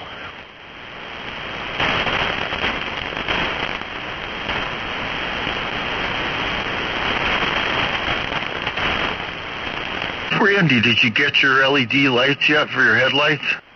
Oh, yeah. I got a package of 20 blue ones and a package of 20 white ones. Did you get some red? No. Did you get them from Diode Dynamics? I don't know where I got them from. Where'd I get them from, Dave? Same place that Gary told me he got his. Yeah, well, I don't know where Gary got. Gary comes here with parts. I just replace them. I made up some blocks so I can mount them in above the meters because you can't put them in the factory spot. Yeah, I use the same blocks that were in this amp. I just had to drill them out bigger. Same with Gary's. I just use them, and then you get good at snaking those zip ties through them little holes, and it's a piece of cake. And then experiment with them resistor values, see how dim or how bright you want it. Yeah, I've got a chart here for resistors for LEDs. It comes from the LED manufacturer, and they sent it, and it just tells you how many ohms. I've got a pile of resistors here, and I've been experimenting at 24 volts. They want 560 ohms to make them so the light will operate without being too hot, but I'm actually adding more than that, about 1200 ohms, and it makes them about the way I want them. Oh, all right. What's it say for 12 volts? 12 volt is 470, and those lights that you have there from him that he got all have 470s in it. Right. Yeah. Okay. Them little tiny resistors, and then I just added a 50 ohm resistor, right in series with the power feed. And just to take some of the glare off of them, because they were kind of bright. These are the white ones that he got. I wonder how blue would look, though. I bet you blue would look pretty good. Red looks the best. Well, I mean, they're not the easiest thing to change, but I would try. I think I would rather have blue than red. Red is nice, though. Red is nice because it's, it's like a military red. They use red on all that military gear. Well, I'm you got to be a freak to want to use red. Randy's a little backward. Randy, when you rig for red, you go out at night to shoot the Bigfoot. You're going to go out there. The Bigfoot's going to run right in front of you, and you're not even going to see him. Now, if you had red lights and everything, when you went outside, the Bigfoot would be right. You'd see him right away. I think you got to be sick to want to use red lights in an amplifier. Haven't you ever seen the submarine movies, Rig for Red? Yeah, I have. I've seen them plenty of times, sure. Is that what you're trying to emulate? Your Radio Shack is a submarine and you're rigged? Is that what you are trying to do? Listen, if I look outside right now, okay, I don't see anything. It's black. Now, if I had a red light in front of me, I could look out the window here and see outside like the light was off. Don't you know this? Have you ever heard of Hunt for Blue October? Right. Well, I'll tell you, if all I can say is red is for freaks. Oh, see? So you're going to put blue in then? No, I'm going to use white. I'd like it. I want to keep it as close to stock as I can. Wait a minute, we doubled. Go ahead. Who else is in there? Joe, go ahead. Sorry, go ahead. No, you said something. What did you say? Yeah, I said it's a little-known fact that tinfoil hats reflect red light. Why, Randy wears a tinfoil hat?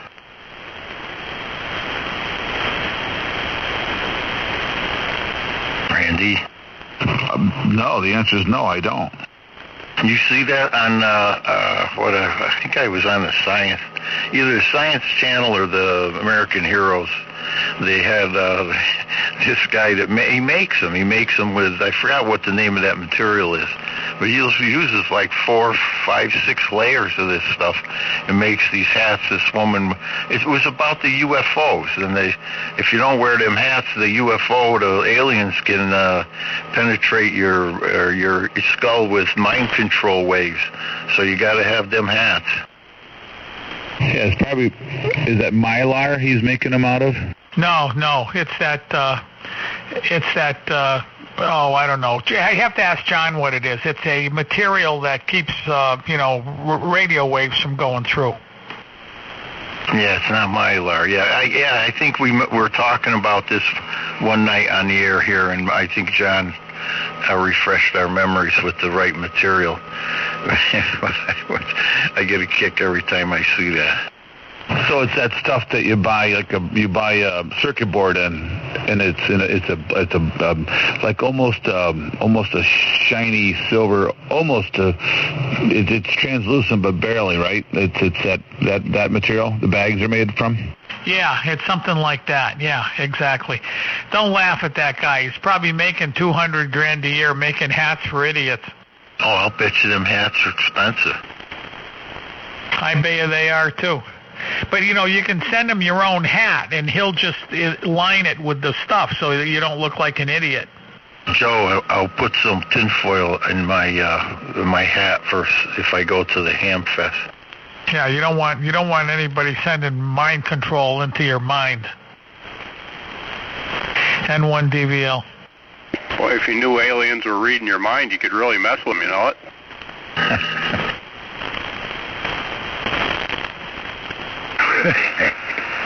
WA2E. What do you think about all this craziness, Doc? I don't know what to think.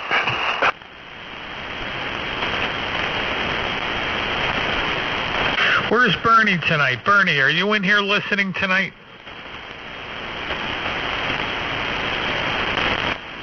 I spent a whole week in debriefing because I peeked in the door in Aberdeen Proving Grounds when I was there that I wasn't supposed to peek into. And that's, that's all I'm going to say. Anyway, I loaded up my bow today with the arrow, so if I get a lucky shot, it was too windy today to take the shot, so I'm going to try early tomorrow morning. If I get lucky, I'll get that line over the tree.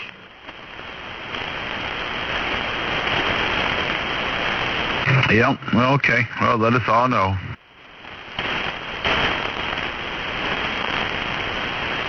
Hey, Randy, just to let you know, the Drake L7 has got blue lights. Looks really, really great. Yeah, they do. They look nice. The blue's pretty, but the red's even nicer. Red in an amplifier just looks dumb. I can't agree with that at all. Blue, yes, absolutely. Blue's the way to go. Blue in your shack, blue lights in the shack, like that. I like that. But red, nah. If you saw my mother's BMW in her Z3 lit up at night with that beautiful, clean, clear red, it's just so sharp. Roxanne! And the old Heathkit SB230 also has red, and that was real nice looking. It really depends a lot on the red. If it's that like lousy red, you're right, it looks lousy. But if it's the clear glass bulb red, it's not a painted red bulb, it's a clear glass red, real sharp, clean red. That looks really nice. I take your place in the city down there that you can see all the red lights you want. He's been there. That's why he likes red lights. Yeah, it reminds me of something. See, I have blue lights under the. If you look at my QRZ site, you can't look at it, Ray. But if you look at the other guys, they look at the QRZ site, and there's blue underneath the shelf, and it matches the theme. Blue in the meter, blue on the computer screen, blue in the front of the radio. The only thing that's now blue there is that is my screensaver on the small computer is the inside of a beautiful AL82, just a gorgeous picture, and that's not blue. I should change that somehow. Just so comforting. So nice, and it makes me mellow. Yeah, and red makes me just uglier and thin. A red kind of could be an angry color, Ray. It's the color of the devil. An angry, evil. It is indeed. When have you ever seen anybody get dressed up as a devil in a blue outfit? They're always in red.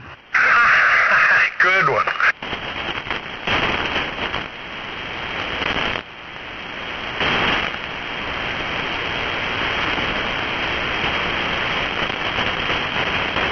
Got the Blue Angels.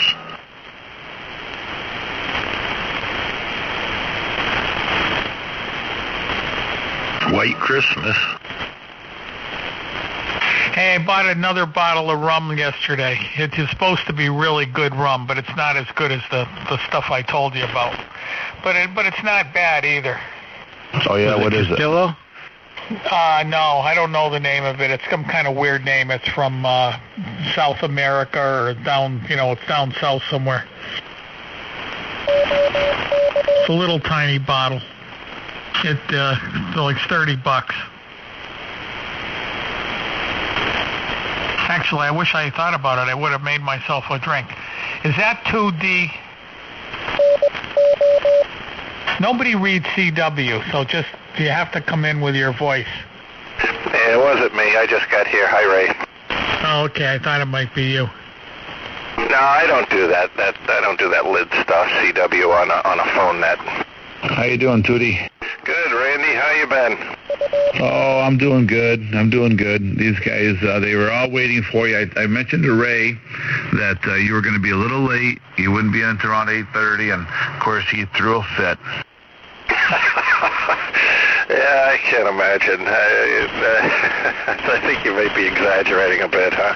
Hey, I was thinking of you today, Bob. There was a thing, the top 10. You know, the top 10 fighters, the top 10 tanks. I didn't know. Do you know how many tanks we have? Do you know how many Abram tanks this country has? No, I don't. And I'm not sure anybody does or where they all are because, that we have ours, and then there's a bunch that were done for foreign military sales. But short answer, I do not. Well, you know what? I almost think I'm wrong, but the number was astronomical. It was 7,000. They're back in production again. Obama shut them down, and Trump lit them back up again. Well, supposedly we have 7,000 tanks. I can check that number. It probably won't be till Friday, though, because I got to go out of town tomorrow. But 7,000 that have been made, or that we have? I don't know. I think they said we have 7,000 tanks.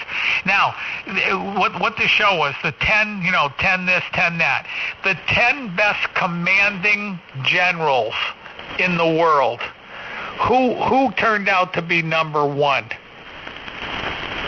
Who's doing the selection?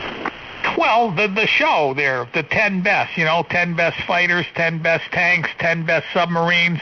I don't know. I think it's the History Channel. I'm pretty sure. I was going to say, if it was the Swedes, they'd pick some French general that always surrenders. I don't think de Gaulle was even in there. So, let's see, the best general, I'm going to say Eisenhower. No, I was really shocked who they picked. I can't tell you the order, but Eisenhower was in there.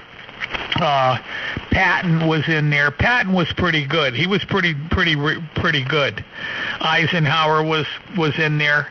Rommel, the Desert Fox, was in there. But the number one general, and this was all during basically World War II. Who was the number one pick? I was very surprised. Oh God! Don't tell me it was Montgomery. No, oh come on, Montgomery. I don't think he was even in there. No, it was the Russian guy, that Russian general. Oh, Zhukov. Yeah, Zhukov, and they showed us a picture with all his medals. My God, he had two guys holding him up on each side. He must have had 40 medals on his chest. Yeah, no, Zhukov was good. He was a sharp guy, and the other thing about him was he came within a hair's breadth of being purged by Stalin. He was arrested. He was in prison. They were ready to put a bullet in the back of his head, and somehow somebody intervened, if you can believe that. Well, people don't understand. I mean, the people in this country don't understand about Stalin and Hitler and Mussolini and all those people. They don't have the slightest idea what those people were really like. No, but, with all of this nut job, wacko, stuff going on in the Islamic world, they're getting a kind of a whiff of it, but they're amateurs compared to Stalin. Yeah, so what's you got any idea what's going on in the Mideast? All of a sudden something set off that carrier group over there. No, just what I read in the Wall Street Journal. So, attacks on the tankers, and then in Sri Lanka, the Buddhists finally had enough and are launching back. Imagine that, the pacifist Buddhists. They tick them off enough that they're going after the Muslims. They've just had enough of this mishigash. Yeah, the Muslims just have to be stomped out all over the world. Just kill every one of them. And that's another thing people don't understand. You can't reason with those people. You can't do anything with them. And we have now entered into the diplomacy portion of our evening's discussion. Kill them all. Don't ask questions. Just line them up. The Lord will sort out the good from the bad. WA2ES. See you all tomorrow. Hey, see you, Doc. Sleep well, Doc. Don't forget, we're coming out Sunday. 2,000-pound GPS-guided bomb. Yeah, it's like the Marines say, it's up to God to, dole out forgiveness. Our job is to arrange the meeting. So, Tootie, we're going to be in Pittsfield, Mass. on Sunday, having breakfast at the Misty Moonlight Diner in Dalton, on Dalton Street or Dalton Avenue, whatever, in Pittsfield, Mass. You should go. Yeah, I'm writing it down here. Let's see, Misty Moonlight Diner, did you say? Yeah, yep. It's 565 Dalton Ave in Mass. And it's not too far from you. Certainly, it's actually quite close to you. Yep, I've been to Pittsfield. I spent a week there one night. Yeah, so we used to go there quite a bit. A friend of mine has a block plant right there. It's called John's Building, and he's a real good friend. And anytime I would go out there, like I would have to do stuff for him at nighttime after he was shut down, or I'd pick up some parts or something. He'd leave there for me, and we would swing in. Maureen and I would swing in at the Misty Moonlight, and it's kind of an Art Deco, not Art Deco. It's a vintage. Yeah, they want to seem like they're a vintage 50s, 60s place. They have Betty Boop, and they have some motorcycles, Harleys, of course, good ones, and some stuff like that. So it's just it's a big place. They've got plenty of room, so we can sit in our corner and chat for a while. Oh, nice. What's the ETA you're shooting for? 10 o'clock. 10 o'clock. Okay, I got to check. I may have a conflict at 11:30, so let me see if I can move that.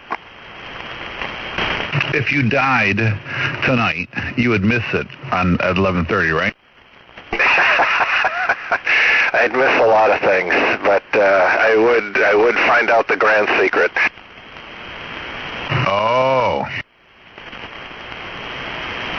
You said 10 o'clock, Randy? Yes, sir. 10 o'clock. Sunday morning, 10 o'clock. Yep. Thank you. And that's open to anybody who's listening. If you wanna show up and have breakfast, it would be great to meet people. And even if you're not a ham and you're listening here for some crazy ass reason, why, stop by and say hi, introduce yourself.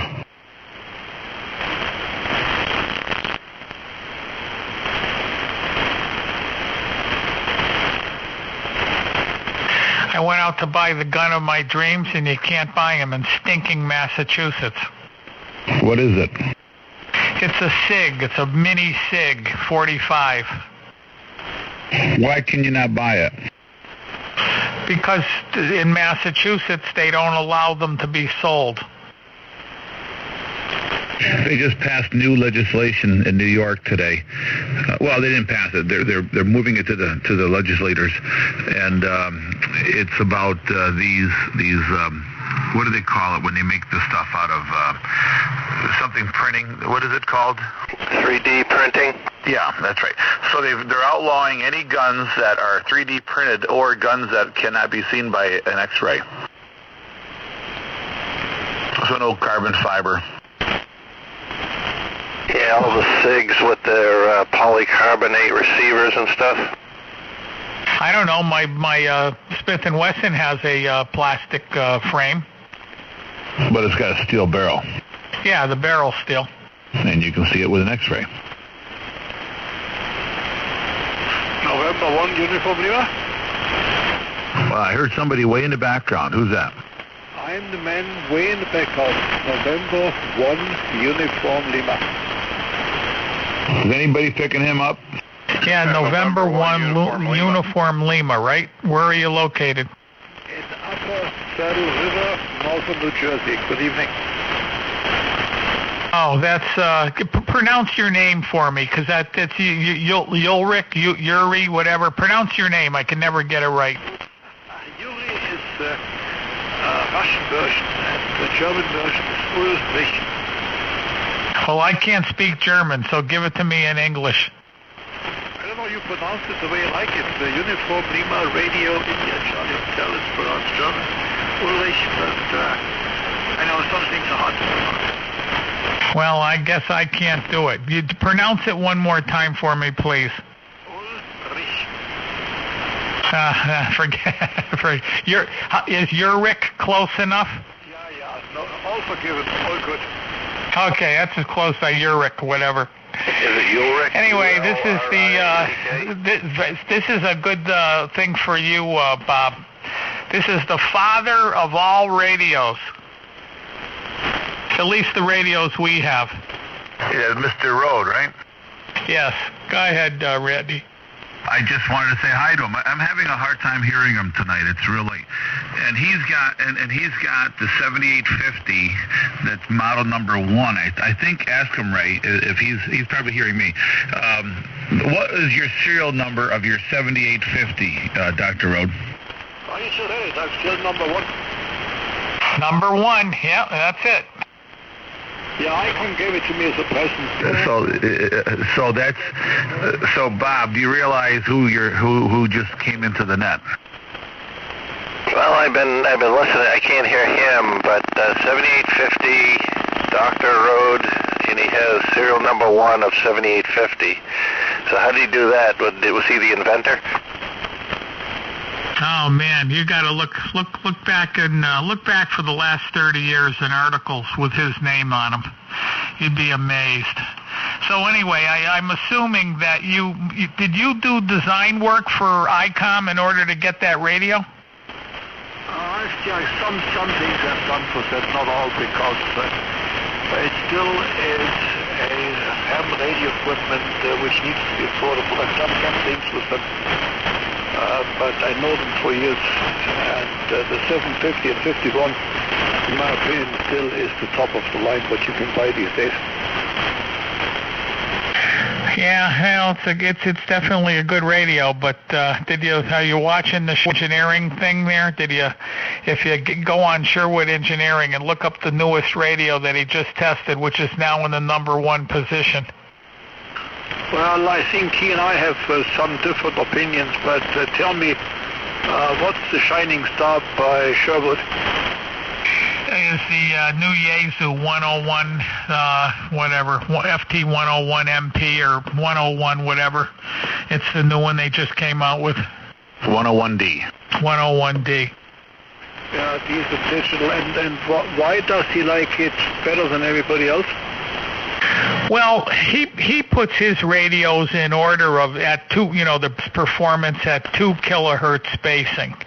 So that radio holds the record now for the best performance. Actually, its performance at 20 kilohertz and 2 are identical at 110 dB, which basically puts that in the number 1 spot. Well, these modern oscillators are built on digital direct frequency synthesizers or numerically controlled oscillators. This is not a great thing here, and I think the state of the art is about 140 dB at 100 hertz off the carrier. That's the state of the art. So I think these radios are still far apart from what's possible, and that's a question of money. Well, I don't know. They're pretty close. They're pretty close to what you're talking about. I'm looking up mine now as we speak. What do you say? 100 hertz? It's 100 hertz off the carrier, 145 dB down. Oh, okay, yeah. Because the radio I'm running here, this is a Kenwood 890, and it's pretty good. And it's about 100, and I'd say it's about 135 or. No, at 100, yeah, about 135. Yeah, but the problem is that this is not a useful number because the wideband splatter of the transmitter is much worse. So in real life, the transmitter is not capable of such good performance. So you make a receiver better than the transmit signal you get. If we have a lot of transmit signals, they are real. I mean, these are being transmitted. So you really have to measure the transmit output of the normal voice modulation spectrum and then see what the output is. It's nice if the receiver is very good, but the limiting at the moment is the adjacent channel of the transmitter. And I mean, the transmitter's got much better over here. But I don't see a point to force the receiver to be better than even close to what a transmitter can do. This is November 1 Uniform Lima. Okay, well, what are you running for an antenna here? I'm running a piece of wire with an antenna tuner. I'm running 100 watts in a piece of wire at the moment here. Yep. Some other cable repair to do, so I'm running low power in the short wire. How long is the wire? 10 yards. 10 yards? 30 feet? It's time for us to come down. Do you have enough room to put up a bigger antenna? I have, but the neighbors won't like me. Make them the deal. Bad. We don't care about neighbors. Right. We're hams. How long of a wire could you get up there? I'm not as often on 160, but I can do all kinds of things. These wires are mostly invisible. But only from time to time to go 160. So I have a big tower for 40 and up. 160 is kind of a low priority. But let me just summarize. There's no point in forcing a receiver to be infinitely better than a transmitter currently can be.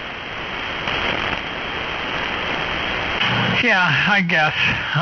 But I know that this radio here, the Kenwood I've got, is, you can see the selectivity on it's better. Where I test it is on the AM broadcast band, because I've got some local stations here that are very strong, and I use one, 10 kc away. There's one here I'm in Wilbraham, Mass, but Springfield, Mass. There's a 5 kilowatt station in Springfield on 560, and then there's a 570 down in Brooklyn, New York, and that's a real good test for the receiver, and you can see the difference. I mean, as I went up the line from the older ones to the newer ones, the better radios there make that that 10 kc split there much easier. This radio is the best one I have ever had, and I had an ICOM 7600 before, which was good, but it's not as good as this one. And then the older radios I had, they couldn't even they had a hard time getting 570, but this one I can get 570 in the Bronx in crystal clear with no buckshot or anything on this particular radio.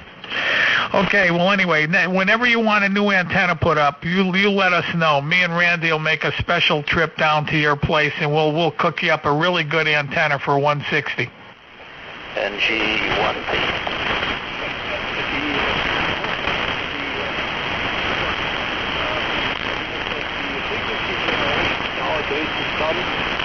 With something called a numerically controlled oscillator, which is based on a digital direct frequency synthesizer, and that's how you can get these extraordinary numbers.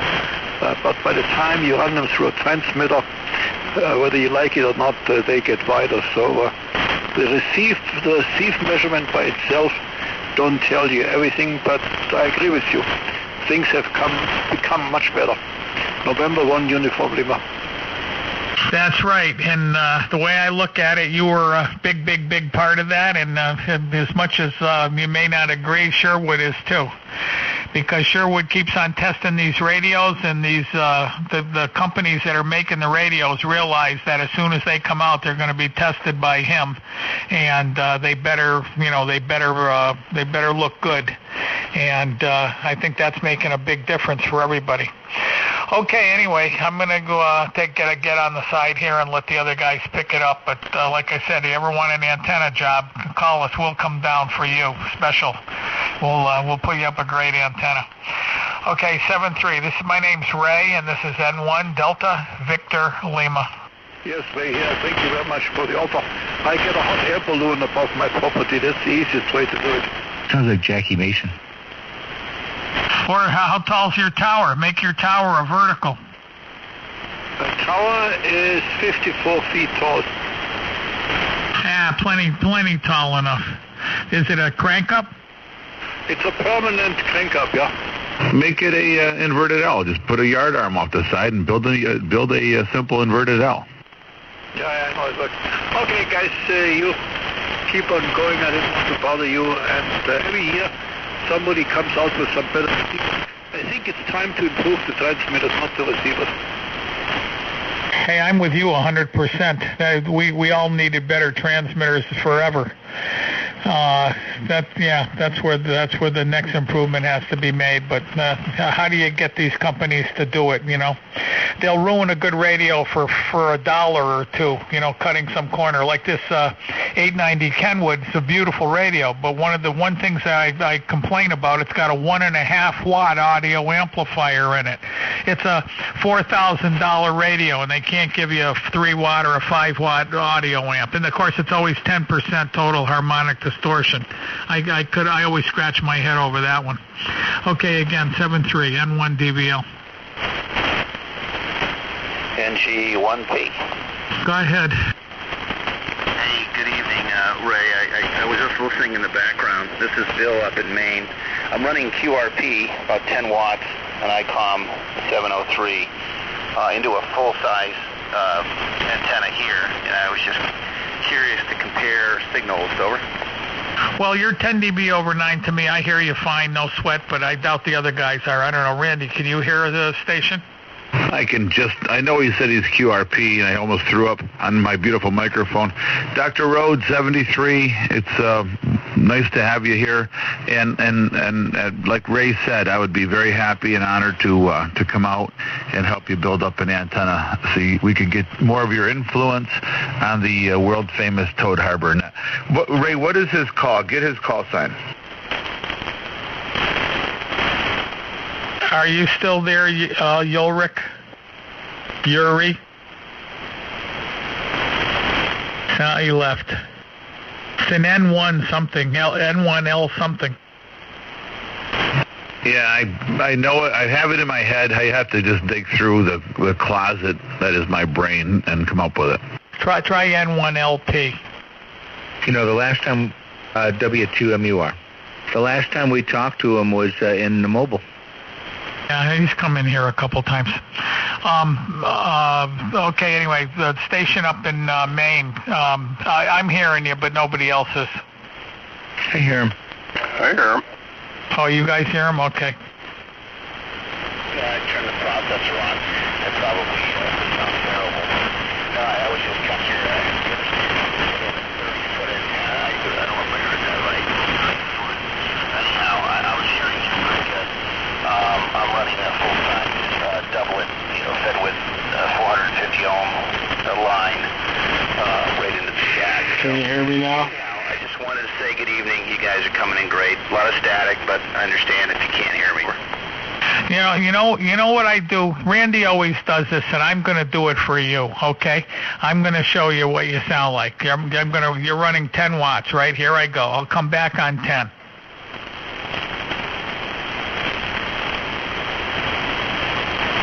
Okay, that's what you sound like. And here, I'll make it fair. I'll turn the processor off. Okay, there's 10. And 2 EWM. Oh, yeah. You're 10 over.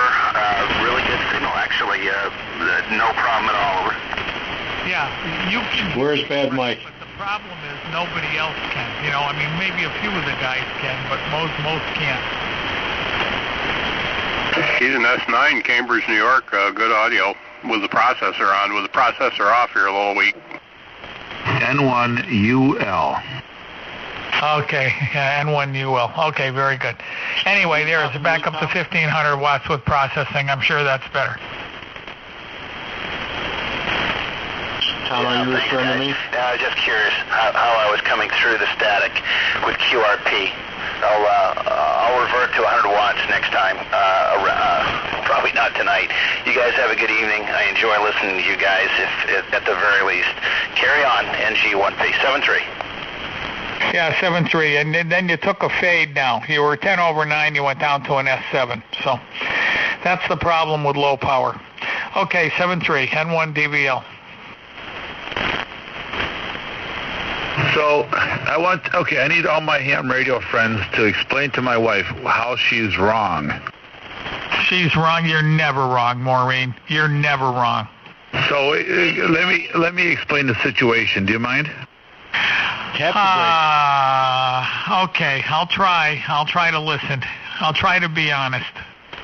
So I wanted, and it was my screw up, first of all, that started this whole mess. But that being said, we didn't follow through, either one of us, very well. I wanted Rob Sherwood to get the world famous Toad Harbor T-shirts, and I was under the impression that she had already sent them. How would I have done that? And she hadn't sent them. How would I have done that? Through the freaking mail, okay? So don't listen. I'm talking right now. Excuse me. Do you mind not interrupting?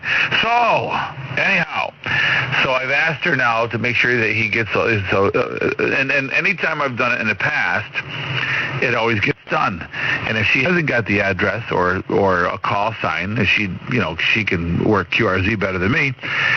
She doesn't have that. She'll just say, hey, I need the call sign for Billy Bob or Joanne or whoever.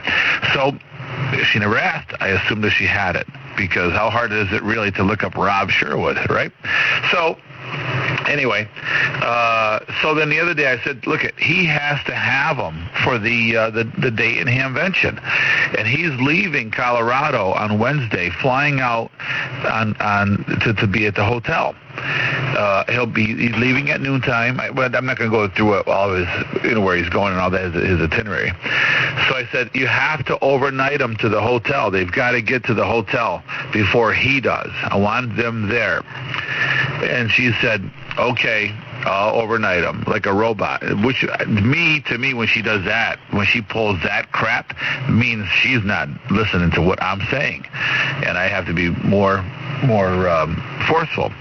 But I didn't. I just said, okay, she's gonna. I was wicked busy at work. You guys know my things have been crazy at work, so I just, she brought it to work. I said, overnight it. She said, okay, and she walked out like, okay, like that.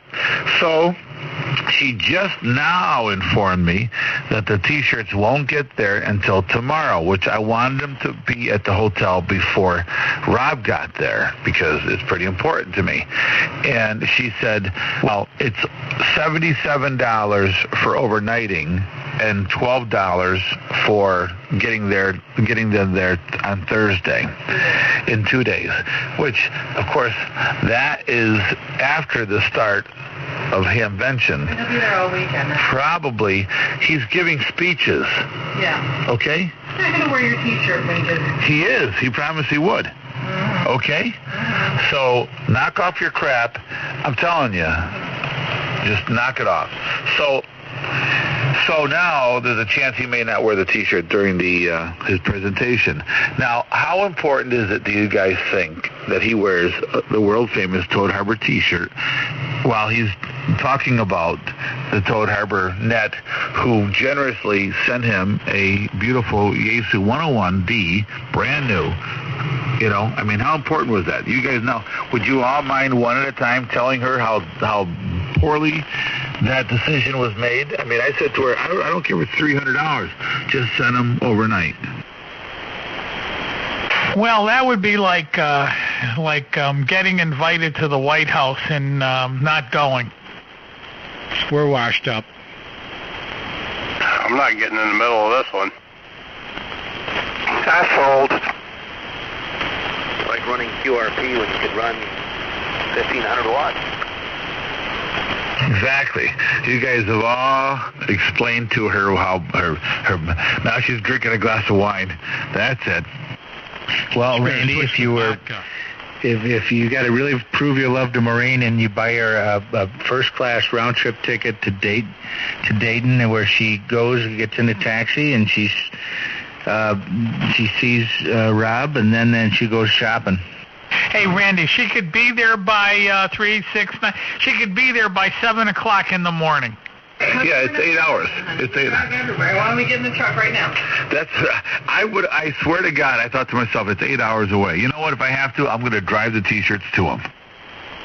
Yeah, that's what I would do. Just drive out there. Why don't you just rent Bad Mike to drive out there? He likes to drive. So you don't understand, Maureen. It's her way of getting you to do a road trip. I mean, come on. Well, now I have to send him yet another email apologizing, saying, sorry, Rob.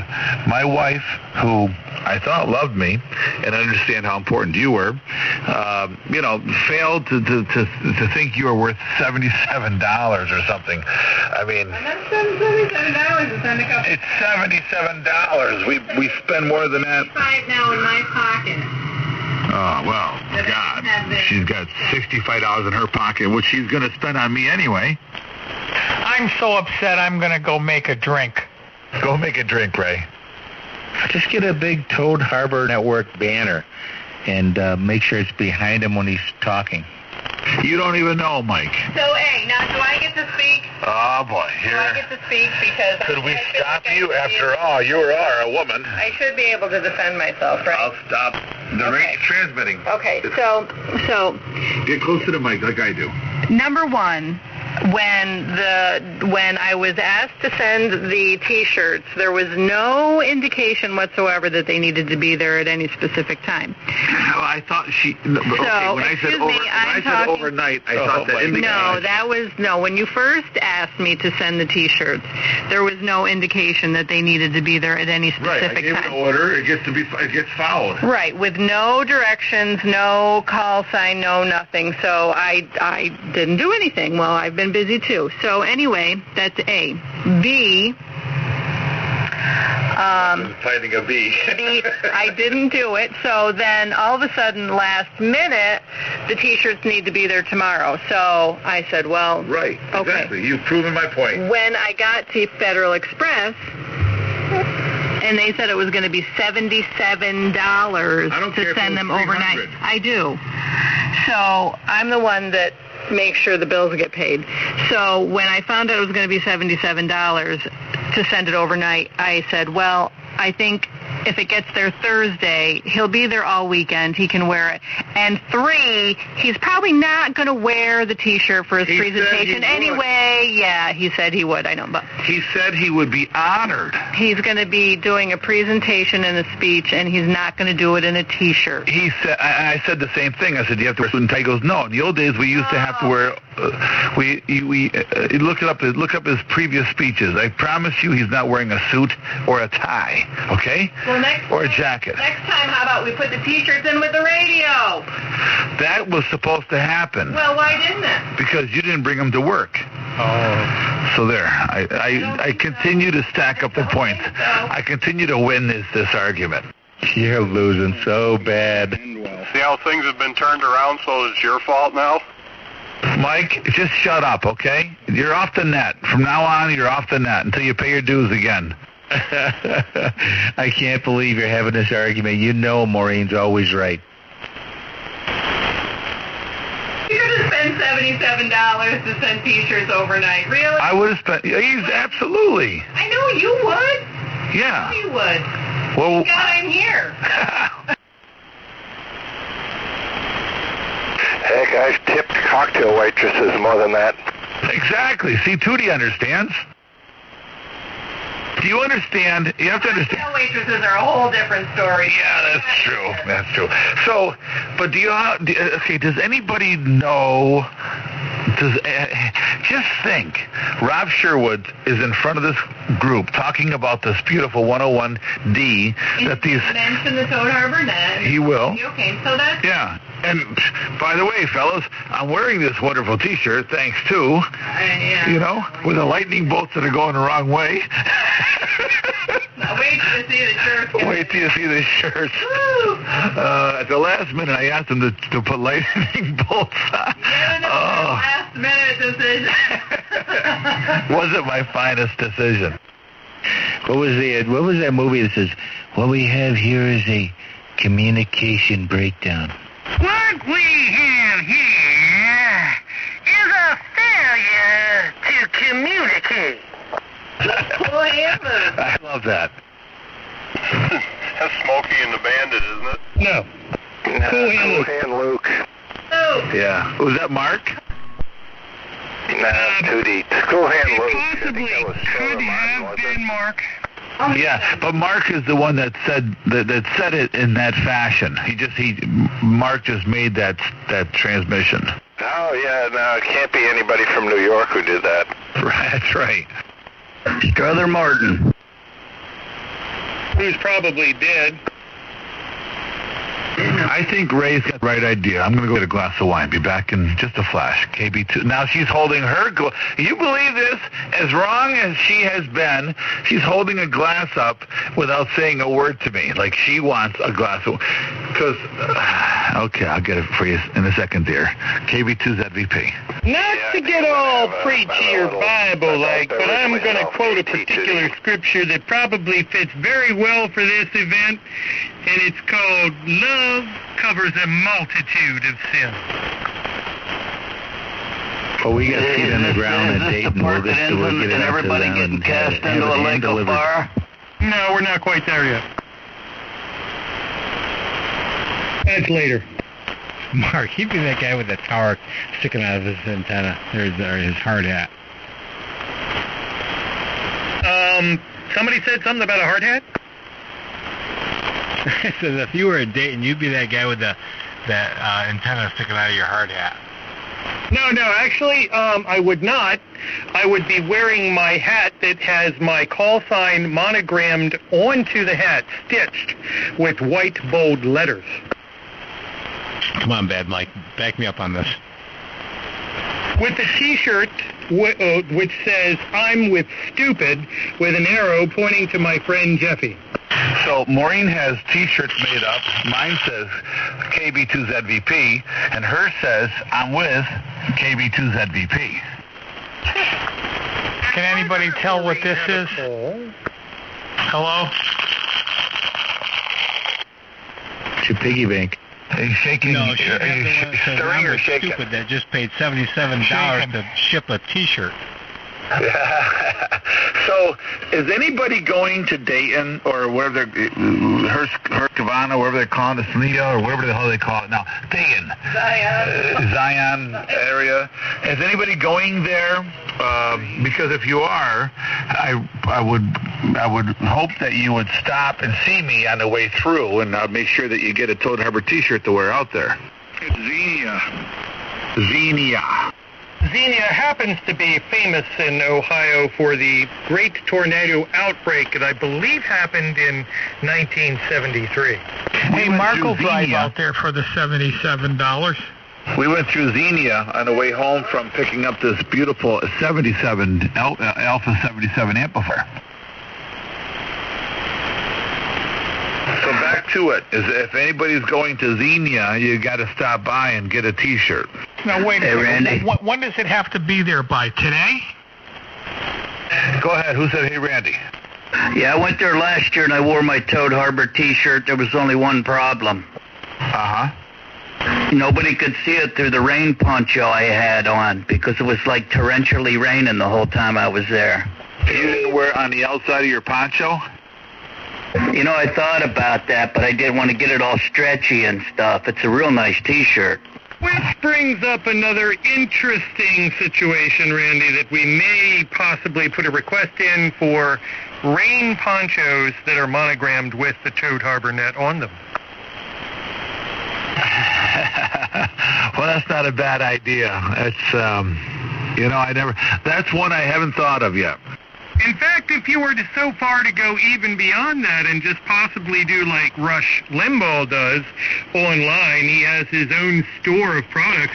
You could have the Toad Harbor store of products online. You could get your hats and your T-shirts, your rain ponchos, your winter coats, your coffee mugs, your paper holders, your desk collectors, whatever. You could have it on the store.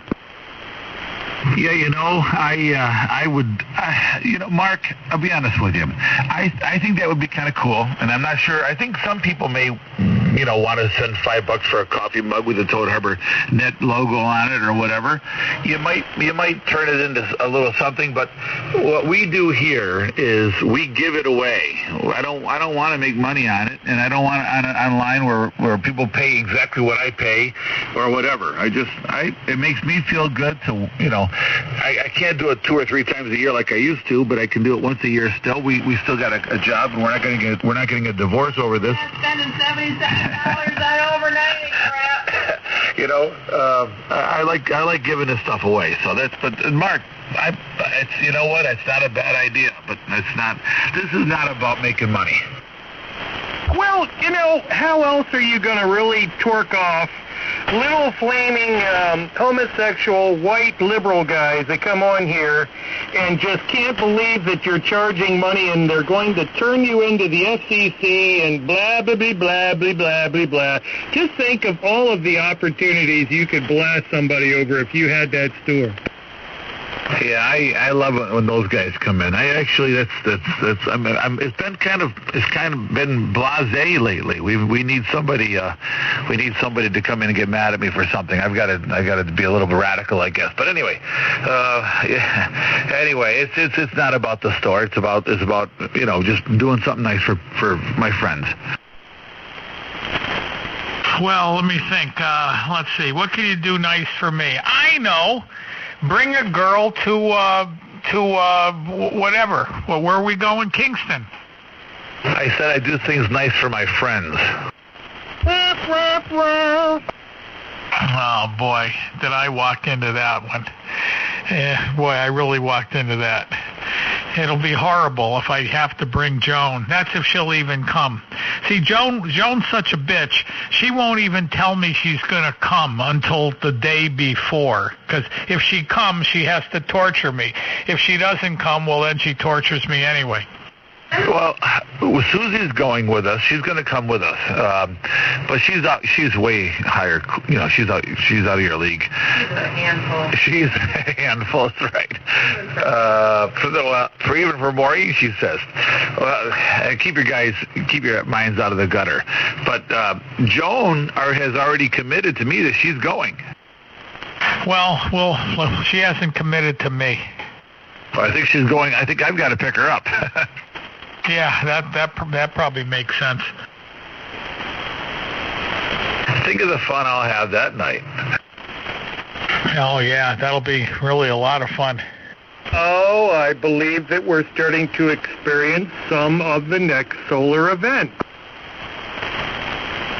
Listen to the metaphor.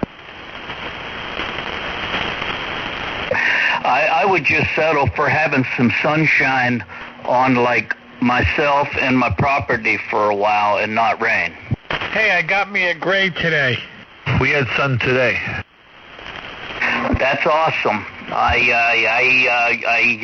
sent a couple of them packing with holes in them, but I didn't get any confirmed kills the other day, but we're up to 237. You got to get one of those. You got to get an XT22 with those segmented quad quiets. Boy, are they ferocious. I got a groundhog under my barn. Oh, let me come get it. He keeps poking. I started whistling, and he loved my whistling. And the more I whistled, he almost came right up to my feet. He couldn't believe what he was hearing. He's probably in love. What kind of a handgun do you carry? What brand? What's that?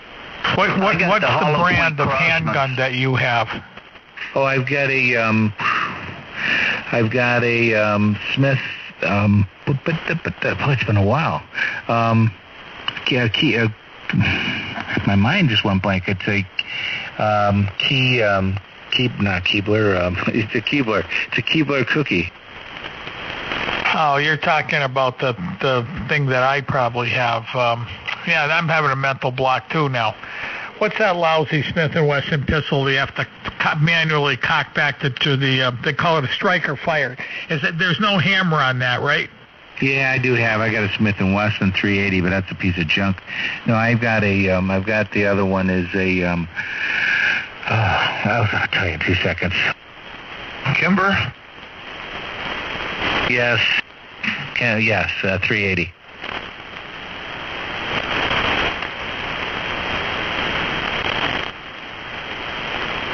Yeah, the guy was at the store today, and he had the real nice ones there. Not Kimber. What's the one the Navy SEALs use now? Heckler and Koch? No, it's not a Heckler. What the hell is that other one? Anyway, the frame cracked on his. It actually broke, and that's supposed to be a really good gun.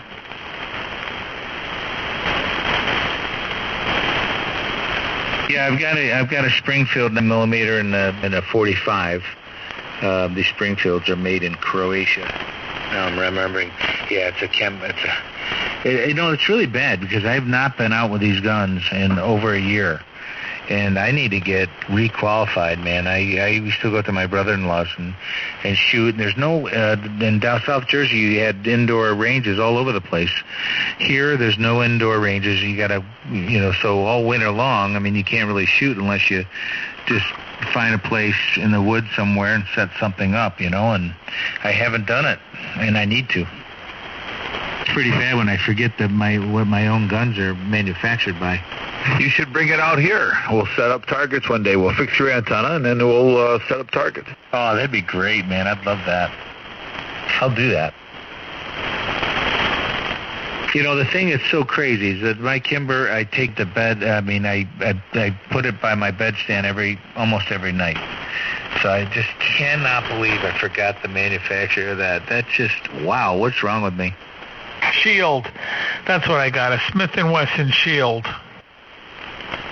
Hey, are you going to breakfast on Sunday, Mike? No, I can't. I've got another commitment on Sunday. Well, I was going to send you the rubber boot and this foot switch, but Maureen's got a real hang-up with using money for postage. Well, you know what? What time you guys? What time? No, I'm not going to be able to go. I've got. Where's it going to be? Pittsfield, Mass. At 10 o'clock. Oh yeah, no, I won't be able to go. I'm sorry. But I'm driving down the thruway. I've got to be at church at 10. Actually 9:30. We'll be leaving here at 6:30. We'll be going through by 7-ish, 7:10. Oh, I could meet you at 7:10. I mean, whatever. Whenever you go through, just give me a little 15-minute warning, or give me a half-hour warning, and I'll just go down, get a coffee, and wait for you guys. Well, yeah. Oh, how about this? I'll forget getting up early. How about we meet on the afternoon trip? I've got to go down to Doc's place, and I want to go get some flour and see Doc, and then we're going to be coming back sometime in the afternoon. I'm not sure what time it'll be, but whatever time it'll be, I'll let you know an hour ahead of time. Oh, that sounds perfect. Yeah, that'll work. I'll try not to forget to bring your foot switch with me and your rubber boot. We could have dinner together. I know. I told you guys I want to take you over to Ocean Blue. Ocean Blue. It's a really nice restaurant. There's a couple nice ones. Not that many in Utica, but there are a couple nice ones. Maureen says we're not coming up the thruway. 88. Yeah. But how are we getting home? And then from there we'll come up 81. 81. Huh. Actually, right off the thruway is Aquavina, so next time you guys are through, I'll take you over there. It's right on the canal. We could eat outside right on the canal. Are they open now? They're open right now. So I'm not sure if we're going to come back up. We might have to meet in the morning if you want this. Can you just send it to Mike tomorrow? Okay? She'll send it tomorrow, Mike. Yeah, just send it to slowest, cheapest possible.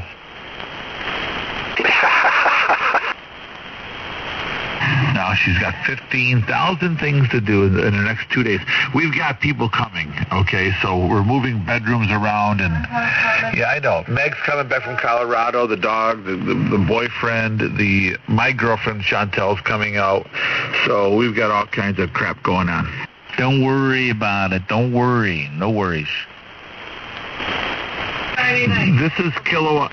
Yeah, okay, come out Friday night when Chantel will be here, and we'll have a drink on the porch.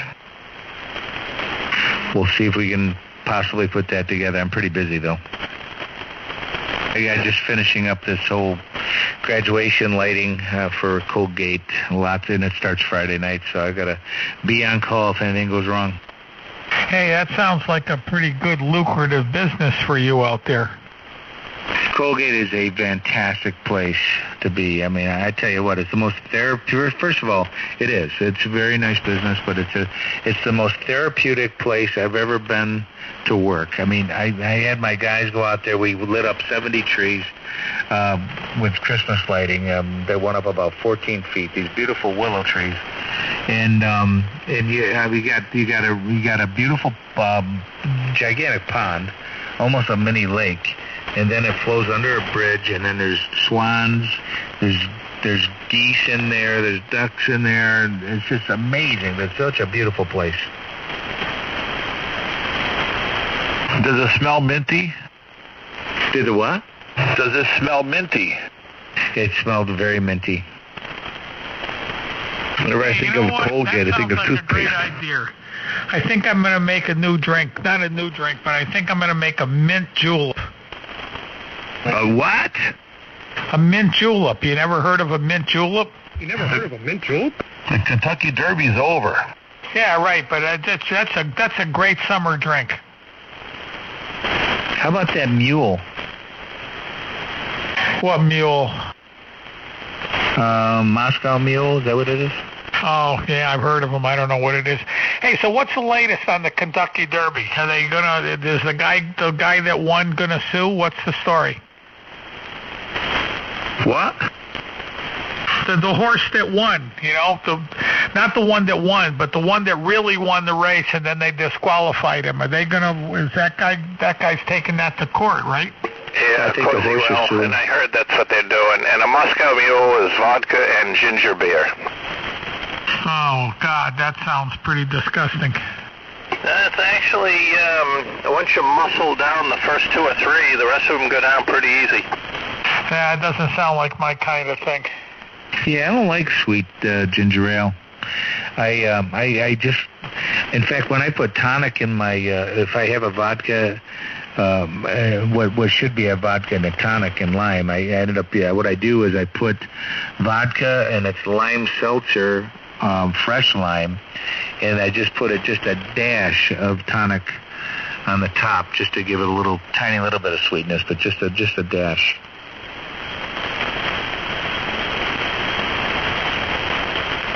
Mint juleps are pretty, they're not just whip them up. There's a little bit to them, I think, Ray. Have you made them before? Not really, but I've tasted them when they're made right. I don't think I could drink 3 or 4 of them, but I could drink one of them. I'm more of a purist now. I like, if I'm going to drink something, I'll drink a vodka martini, which basically I have completely dry, nothing in it. I like a good vodka. You put it in a screw-on lid jar, and you shake the living hell out of it until it's all foamy, and you pour that into the glass. You put like, say, 2 shots of vodka and 2 shots of water in there, and then you shake it up until it's just all foam, and then you pour it into a nice glass. That's the kind of drink I like.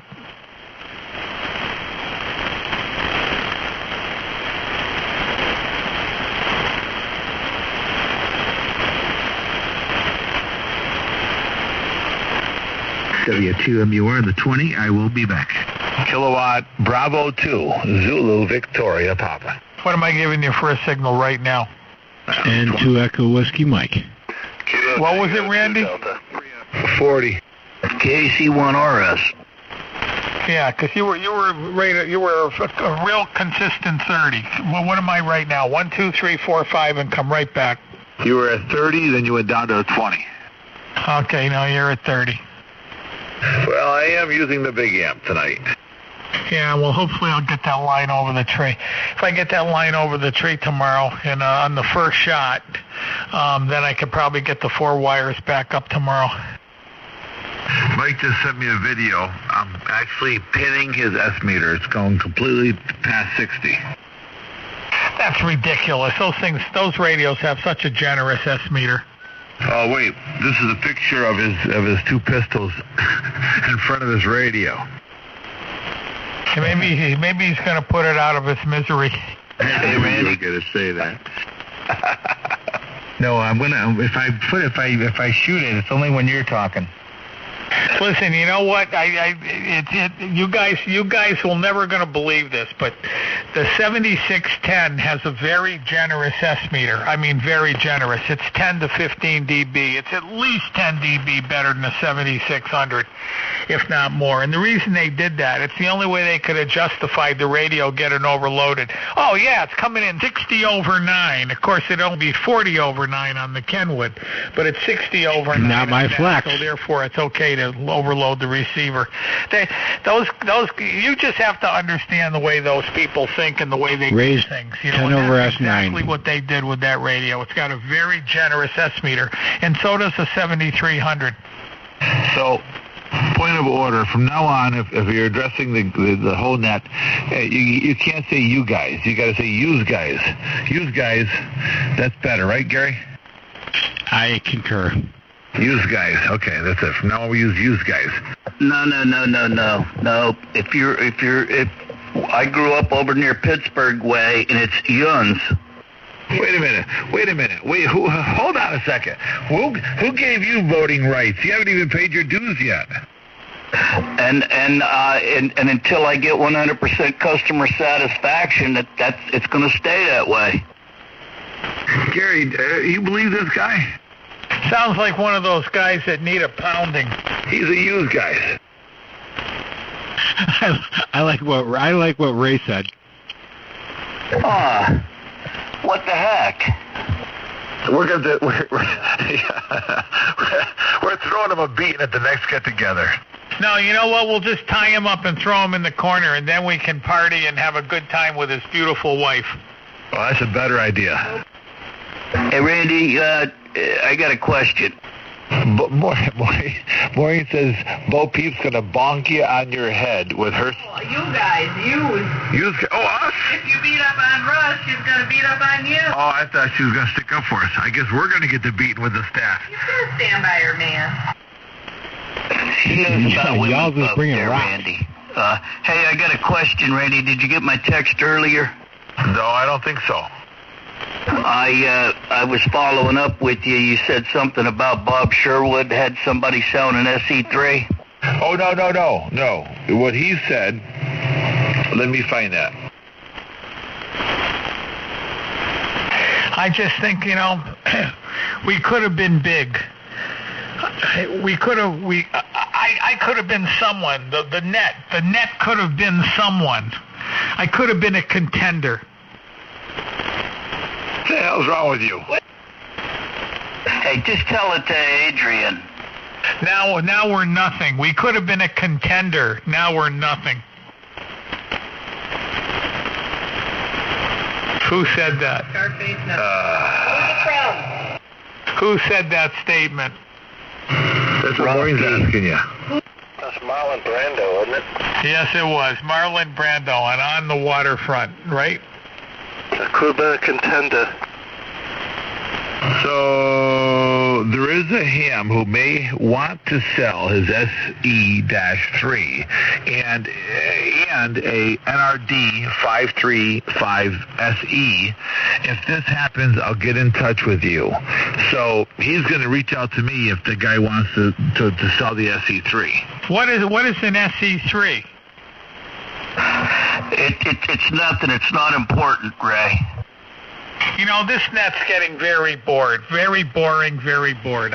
Give me Sandy's phone number. I can't get a girl to go to Kingston. I'll bring Sandy.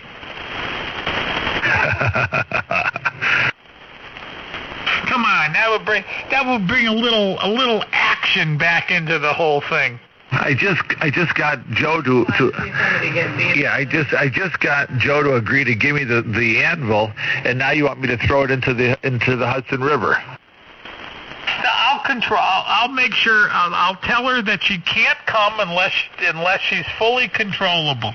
You couldn't control her with a freaking tranquilizer dart that could knock out an elephant.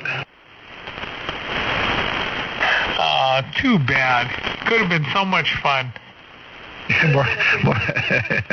Maureen says you would need a whip and a chair. Now, that sounds intriguing. Oh, my God. I don't want to get into it, but it's just incredible. It really is. It's seriously incredible. Well, somebody bring my ex-wife, and I'll bring your ex-wife, and boy, I'll tell you, we'll have a great time. It's pretty bad when you talk about ex-wife stories and divorce stories, and you're always the guy that has the best. You know what I mean?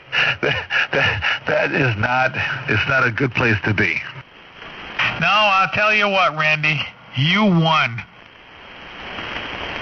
Although I heard today that somebody, it was on the news today, that some woman shot her ex-husband and his girlfriend and killed them both. So I thought to myself, well, I guess they got a better story than I have. No, they have no story. Well, they're telling it to somebody someplace. Too bad she didn't have a little better sense of humor.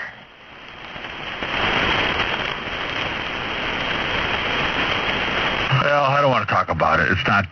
This is not the place to talk about stuff like that. But I would really love, honest to God, I'll give you her number, honest to God. I'll give you her number, and you call her and just have one conversation with her, and then let me know how it goes. You know, sometimes a thing like that could turn out like you're not expecting, because she might be a lot more cunning than you think she is. Sorry, Ray. You may be misspelling that. Well, I didn't get what he said. Hey, Russ, that was worth 2 points, Russ. I didn't know you were so cool. I missed something. Maureen was talking. Of course, I was paying attention to my wife. I said, if I was to actually call her and explain this to her, I said, you may be surprised. She might be a lot more cunning than you give her credit for. And Russ said, did you misspell that?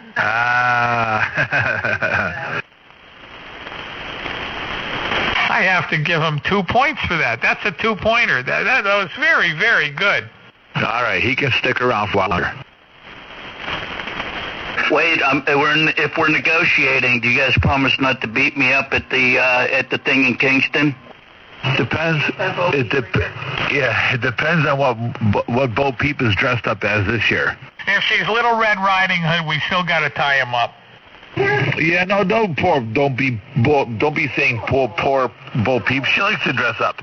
Yeah, Little Red Riding Hood would be cool.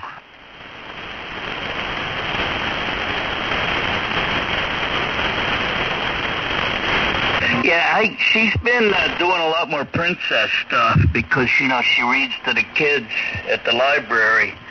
So all the little kids or all the little girls anyway are into the Disney princesses. So she's got a lot of princess-like outfits now.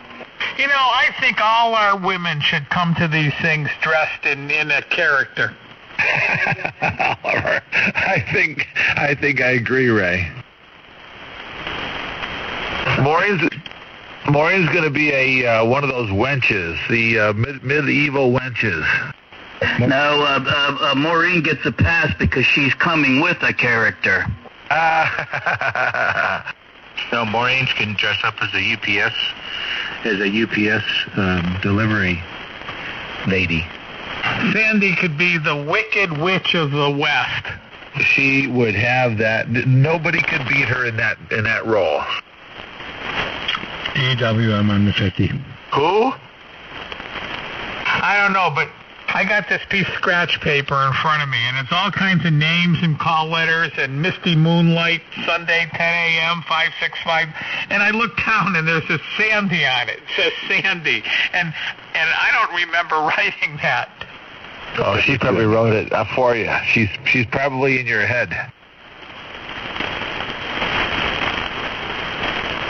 I have no idea why that's there. I mean, I don't remember writing it. That's really freaky. Gary, what's Mickey going to dress up as? I'll tell you who. You know who I want to bring. She's just looking at me.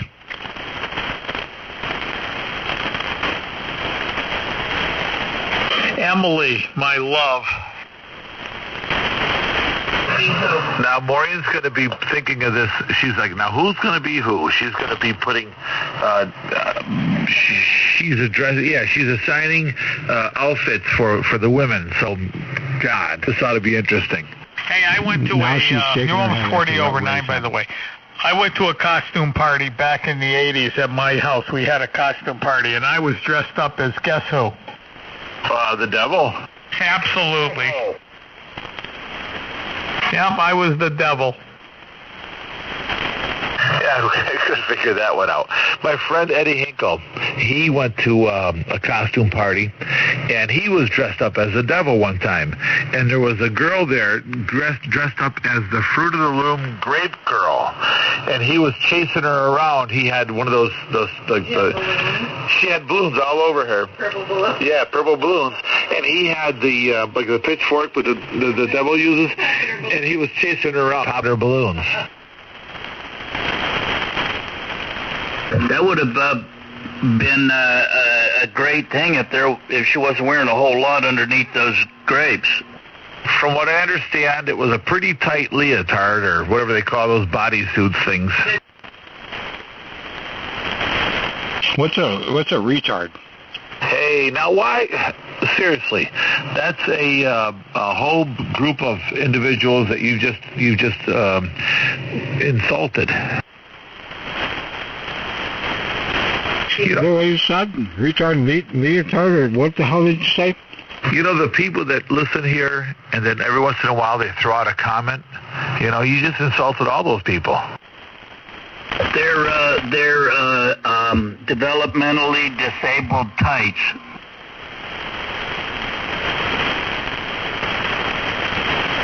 That is not what a leotard is, Russ. Whoa, there it is again with that.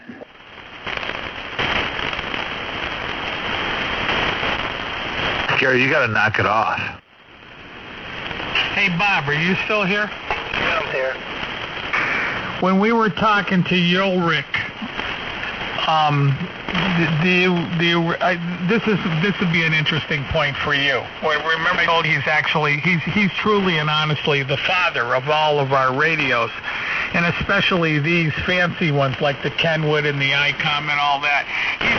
He's of Ulrich. He's of his name is Rode. Have you ever heard of Rode and Schwartz in Germany? They make all kinds of fancy test equipment. No, I haven't. Yeah, okay. Well, he's part of that group, Rode and Schwartz from Germany, and he's like the Albert Einstein of radios, and he's been writing technical articles on these radios since the mid '70s on how to improve them and everything. And he's truly and honestly, I think you'd appreciate this. He's truly and honestly the father of every radio that we have here, especially Randy's and mine, and these real top of the line radios where they spared no expense in making them really good. He's been writing about that since like the 80s. He actually developed these radios back in the 80s, and it took these stupid companies until now to make them. Yeah, I caught most of what you were saying before and kind of pieced it together. That's pretty neat that he comes in. Yeah, my mistake. I shut the amp off. I was letting the amp cool down. Okay, well, anyway, he's, like I said, he's the father of all these high-performance radios. He's basically made all these designs, the low-noise oscillators, the super high-level mixers, and all that stuff. And, I mean, if you looked him up on the Internet and you went back to the 70s and read his articles, you'd be amazed. You know what I'm saying? You'd truly be amazed. He's the teller teller in the what's his name, Opie there, Oppenheimer. He's the Oppenheimer and the teller of radios. And he's the real deal. I mean, the really real deal. N1 DVL. I'm surprised a guy like him wouldn't have like a Sherwood rating system of some kind. I actually met Teller. I met Edward Teller in the 80s. Wow, that is really neat.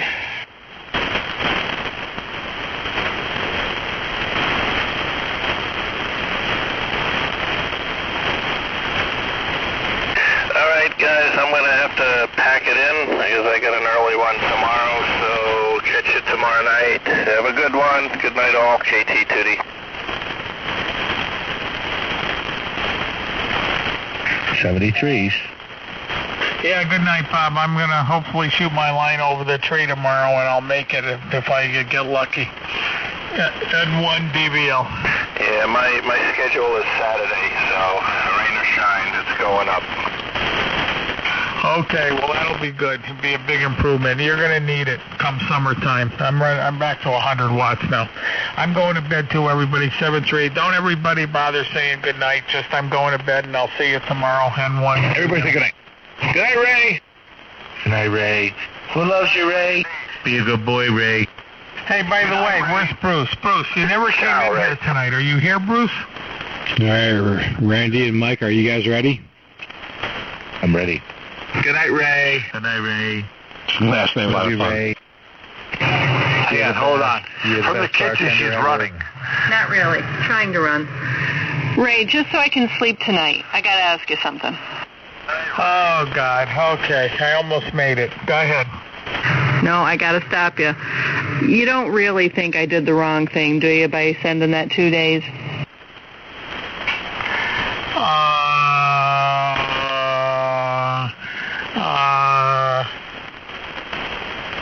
That's all right. I wasn't probably going to sleep much anyway. That's right. Sounds like too many minutes. You done messed up, Ron. There was a communications breakdown. It was a series of unfortunate events. It was a series of unfortunate events. Hey, Maureen, don't worry about a thing. If he throws you out, I've got a spare bedroom. We can always count on Ray. Yes, thank you, Ray. Thank you. Sleep well. But I'm closer, Maureen.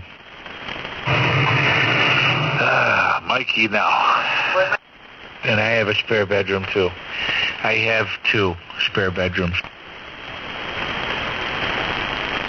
And I don't have the spiral staircase, so you don't have to hurt yourself. I'll tell you what, Maureen thinks that you and Susie are a good match.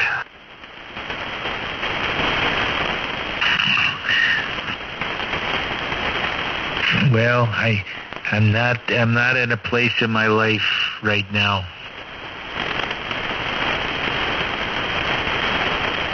That's exactly what she says at the same time. So anyway, KB2's MVP. That's enough of that stuff. At the top. W2MUR. I was just starting to get teary-eyed. KHC3, KXP. Echo Whiskey Mike at the top. I heard good Mike in there, but boy, you are low. Hey, Tom. Sure. Good Mike is in there? Yeah, he's very, very low. Hi, Tom. How about now? Yeah, that's better. Hi, Randy. That's more better.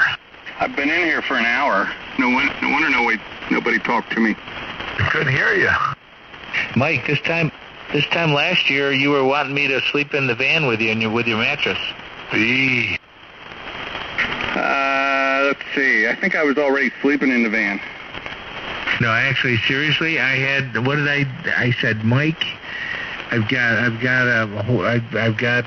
was a Hilton, right? So there was like a studio with a pull-out, and they said, you're welcome to come over. I said, you're going to literally sleep at a truck stop in your van on a mattress. Seriously? I didn't want to give away any of our personal information, and I've slept in truck stops many times. Seriously? Yeah, I used to drive trucks. Well, that makes sense. Well, you're still a member of the Toad Harbor Net. No matter where you slept, just because, well, let's face it, we like Joanne's, what's that stuff? Sangria. Sangria. Well, I'll just, in case anything happens, I'll make sure she has your name and address and phone number so she can get some to you. You know, Bad Mike, you know how much fun you're going to miss at this summit? Yeah, I know. That's sad. You know, I may sail in down the Hudson and surprise you. No, if I was gonna really surprise everybody, I'd get somebody to parachute me in. That would be awesome. I'll pay for whatever it costs, up to $500. I'll pay for it.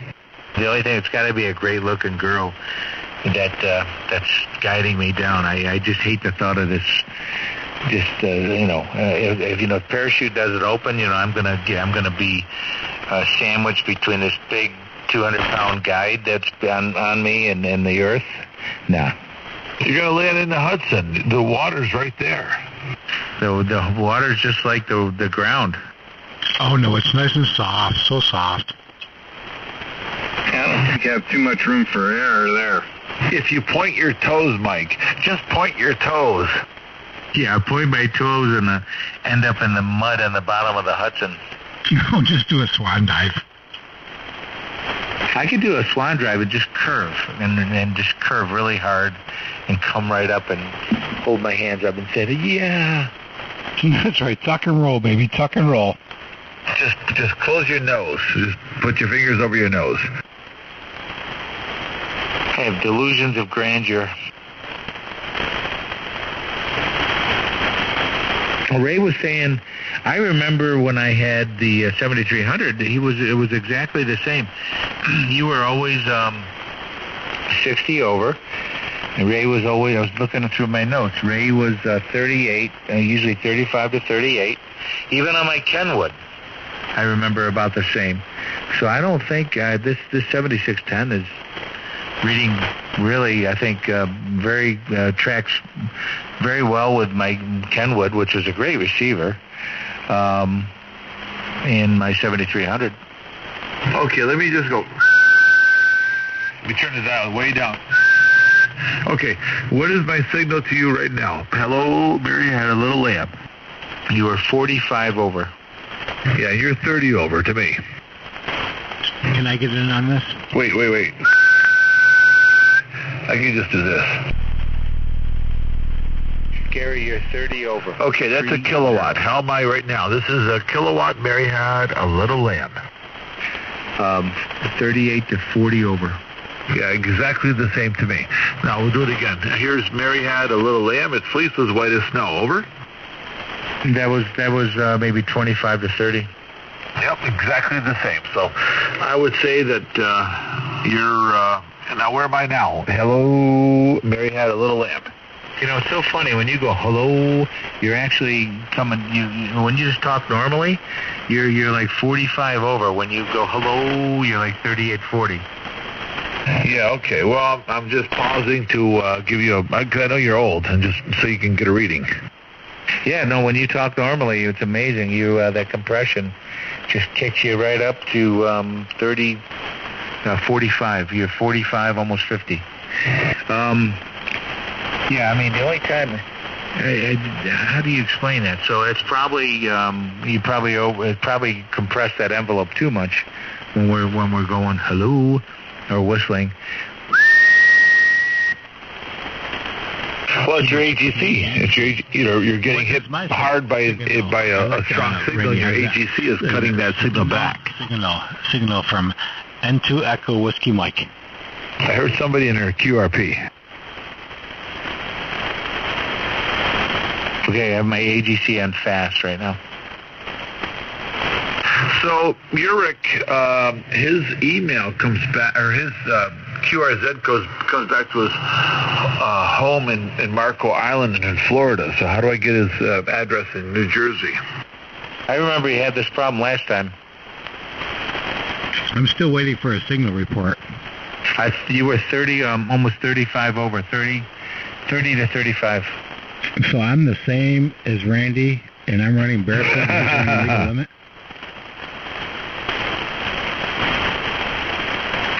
You're averaging like 30. No, Randy's 40, 45. 50. Well, it's odd. I mean, there's some nights where you really are 55, almost 60.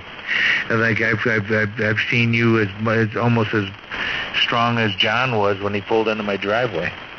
Hear that, Gary? Almost as strong as the guy in his driveway. Almost. Okay, I just turned it up to 800 watts. Here's 800 gigawatts, N2 Echo Whiskey Mike at Binghamton, New York. You peaked at 40. You're like 75 dB wide.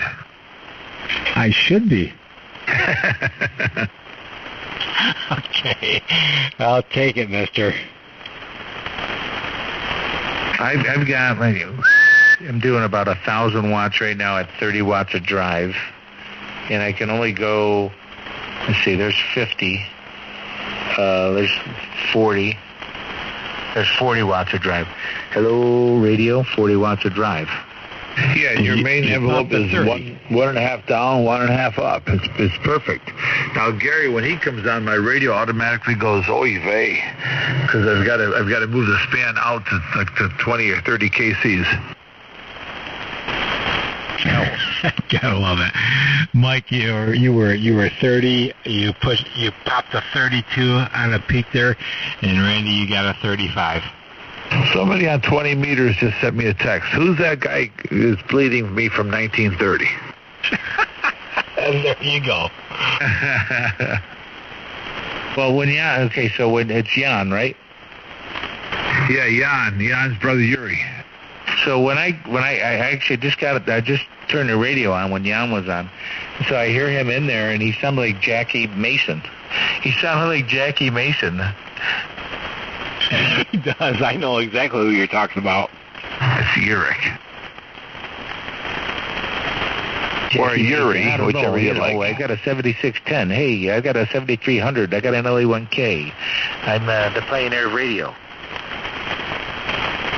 I was on 6 meters yesterday, and I was on the call-in frequency. I was on 125, and this guy came in there, and then they QSY up to 35, and this guy was still coming down onto 25. I had to go up there and kick him off the frequency because he was splattering down 10 kcs all the way from the bin, and he was giving people a hard time about hanging out on the calling frequency and calling CQ, and it's not like the band was wide open. I was just blown away. I mean, this was the 10. He was splattering that much? He was indeed, yes. And he probably was even more. I didn't even go any lower, but I could hear him just plain as day, 10 kcs down. Wow. I had a guy come in on 40 meters last night, actually, and no, the night before last. And I was calling CQ on whatever frequency it was, and the guy came in from a few kcs away, and he said, "Hey, you're bleeding over like 3 kcs away or 4 kcs away," and I said, "Well, you're probably the guy that I'm hearing, coming in. I just turned my filter on." And some guy came in there and said, "Are you freaking kidding me?" He says, "You're going to complain about this guy's signal when if you heard how bad your signal is," and this guy just unloaded on this poor guy. And I'm like, I got nothing to say. He's got your back, buddy, right there. I had no idea who the guy even was. I still don't have his call sign, and he just killed this guy. Gotta love that. That was me. I was disguising my voice. I have your back. Thank you, Michael.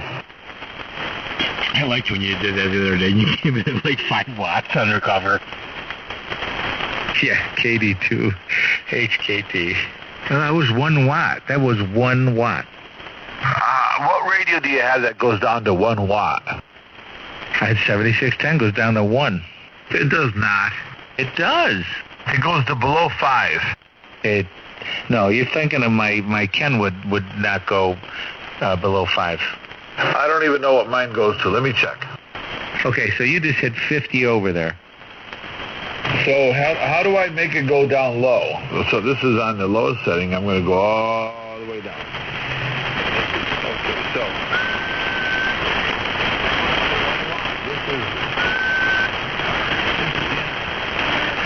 is that a hive breaking out in my neck? I've got a hive coming out. You better put some ice on it. I'm blowing up like a balloon. There must be some in the wine. Can you hear it? Can you hear me? I can hear you. You're almost 10 over. Gary, what's my signal? You are 10 over. So anybody out there beyond 100 miles away, if you can hear me right now, Morgan will send you a Toad Harbor t-shirt. That was a nice backup, Jack. But not overnight, she says. That was a good covering your ass up right there. I tell you, it just goes to show you, ladies and gentlemen, what a great antenna will do. 1 watt. Well, did you turn the amplifier off? Oh, this is legit. 1 watt. I'm going to put the amp on now. You ready? Are you ready? I'm ready. Okay, I'm going to move my switch over here a little bit. So here's 1 watt, 1 watt, 1 watt. 1 watt. Mary had a little lamb with fleeces by the snow. Now this is the amplifier on. Mary had a little lamb. Its fleeces white as snow. Oh, with 1 watt drive? 40 over. You're only driving it with 1 watt? What are you, some kind of an idiot? No, of course not. Drive it with 1 watt. Well, that's what we were looking for. I know you were. I was being a smartass. You jerk. Okay, so here's the... You're good at it. So anyway, okay, this is 1 watt of drive. Hello, Mary had a little lamp. 30 over. Such a liar. 30 over. No, this is 1 watt of drive. This is legit. This is 1 watt of drive. It's all the way turned to the left as far as I can go. Okay, so what's your power? What's your peak? PEP. This is on the 200 watt scale. Like 35 or 40 watts. That's pretty good. Think about that. That's all you need. Just pedal slower there, and you're gonna get mailbox money back from NICEC. So here's now this is just the amp. No, this is just the rig. No amp on. The amp is on standby, and this is 100 watts. Isn't that a 200 watt rig there? Yeah, but I've got it. I would have to go in and change the setting because I've got it locked, so I can't put more power than the amp can take. I concur. Okay. Okay, so what do you normally drive that amp with? 75, 80 watts, but I can drive it with 175 watts. But I have the rig set so it can't do that. Yeah, I mean, but it's amazing. I mean, if you just drove it with 30 watts, you'd probably still be. It's okay to go ahead and do it, but put 30 watts of drive in. What's your peak out? Okay, let me just drive it. Nice thing is this radio has the output power written on it. So, okay, so here's 2830. Well, if I tuned it for this, I would probably get 1,500 watts out of it. See, that's amazing. I would just leave it at, because that's going to be a lot more efficient and clean, right? Come on, Mike. What are you talking about? Hang on.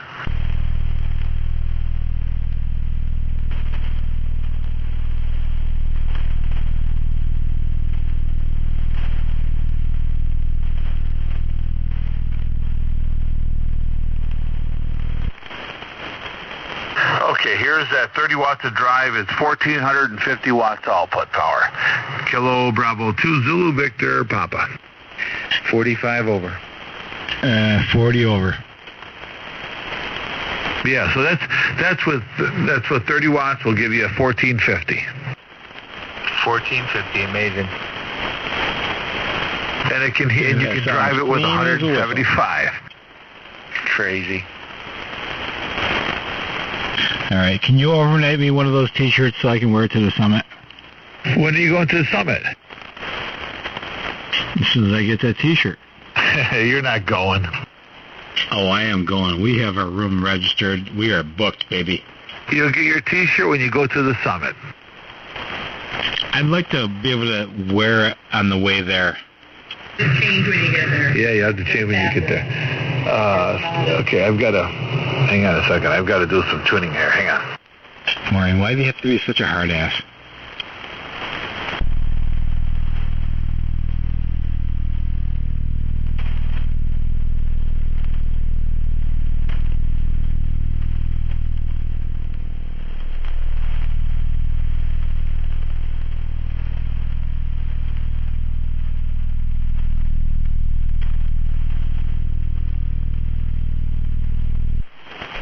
Okay, there you go.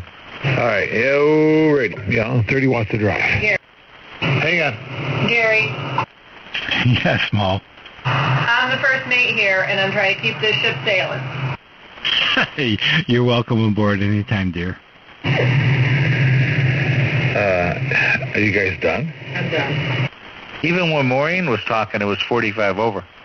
And she's way over. She's out in the backyard. I think it was louder when she was. I think she was like 65 over. It's amazing to me. 30 watts drive gives you almost 1,500 watts out. Yeah, this is this is not a low drive amp. This is, it's old technology. They want to be able to put 100 watts into the thing. So they, it was built to take 175 watts of drive. And why do you want to screw around and put another tube in it? Well, 3,000, 3,500 watts versus, 6,000. Experimental. It's an experiment. That's right. Well, think of that. I can put in probably 15 watts and we'll get 1,500 out. Look how clean the signal will be. It's into a dummy load. Just to see if you can do it.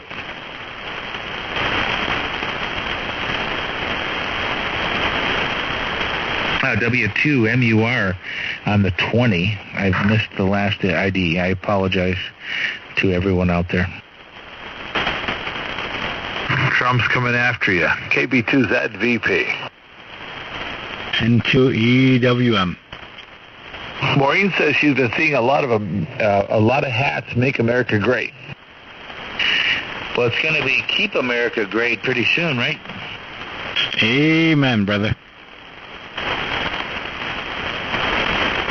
Doesn't a mega hat sounds better than a kega hat? I like the mega hats too. I think that we're in a good place right now. I think that really, you know what, Donald Trump, let's face it, he's a pompous ass, okay, but he's doing. He's doing what we need to have done. He should change his color from red to green to counter the green movement. And MAGA, but just turn it to green. Green for a great economy. What? Green for a great economy, and then everybody. Then he can take the green movement off the table. It's his version of the green movement. The green movement is greenbacks in your wallet. How about that? Yeah, exactly. Not this AOC green movement. It's more like a bowel movement.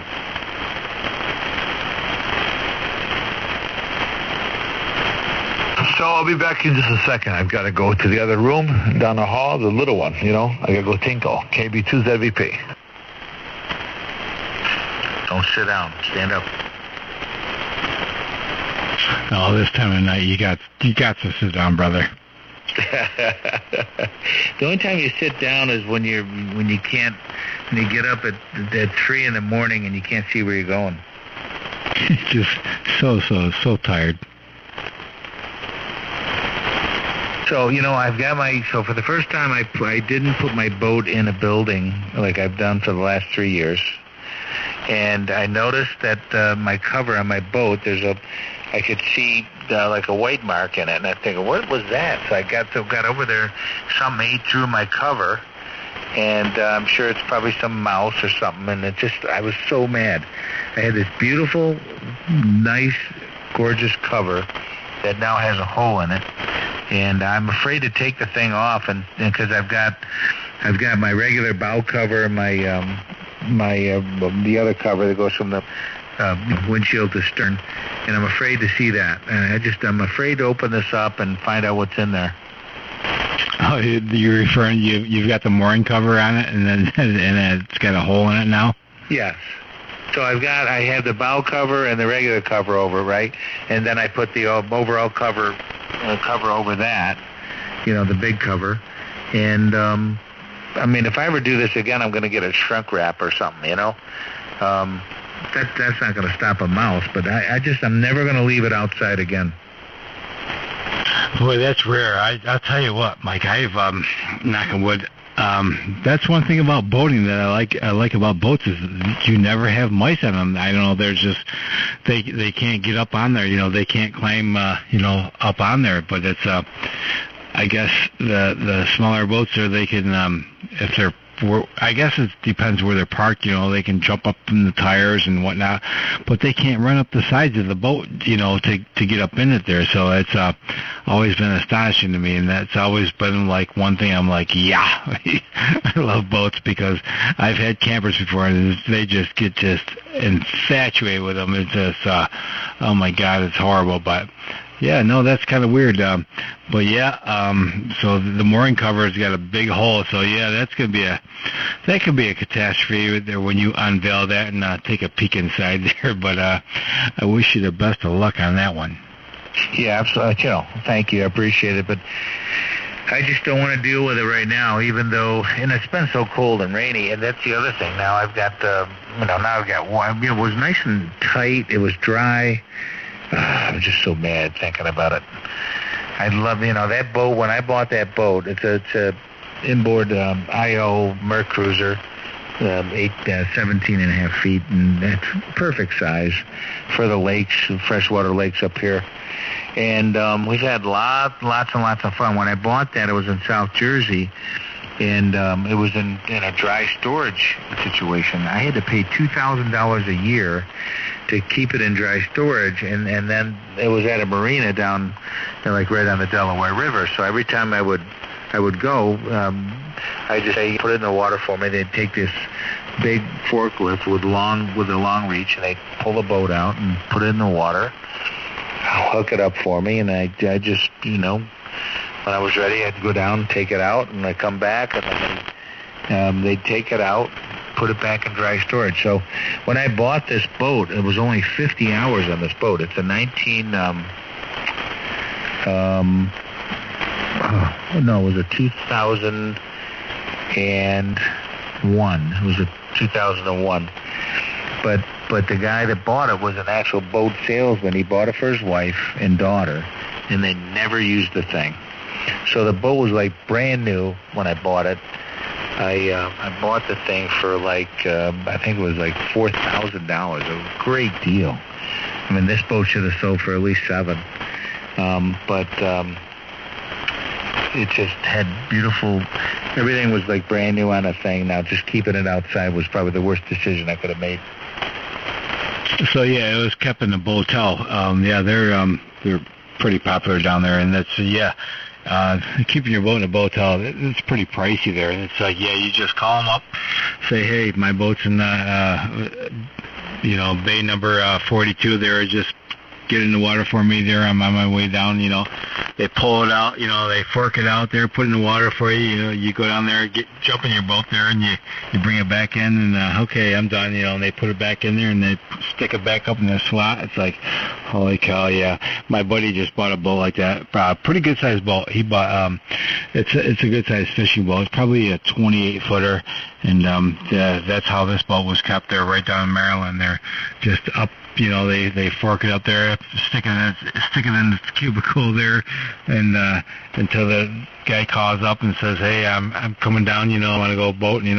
Put my boat back in the water." They'll pop it out. Yeah, it's like very, very common. If once you get the other side of Pennsylvania and all the way down, all the way down to Florida, there's just it's all like that anymore. But yeah, what brand boat was it, Mike? So Bayliner. So I get 200. I get Tom, the boat guy. He pays me 200, and when he picks up the boat, the wheel bearings are all greased. The electrical system's all fixed on his trailer. I don't work on his boat, and I take my cover off. That I put my cover on his cover. I'm gonna. You have enough room where I could pay you to put my boat? Yeah, $7,000. All right, what a deal. Bargain right there, mister. We have lots of room for boats. Yeah, I mean, this guy Tom has been, storing his boat here for a long time, and he just dropped off $200, and he said to me, he says, "Listen," he goes, I can't, use the boat this year. He's rebuilding his cabin, so he goes, "Can I store it over the summer there?" I said, "Yep, no problem at all. I'll make sure that it's fine." I check before he picks it up, I do the air on his tires, and I grease the wheel bearings of his trailer and make sure the electrical system is all good on the trailer, not the boat. I never touch the boat, and that's that. Well, that's the other thing. That's the other reason I want to keep it outside. I'm afraid that the wheels on the trailer are going to dry rot on me, so I got to get this inside. I don't know what I was thinking. I'm going to save some money. Yeah, right, Mike.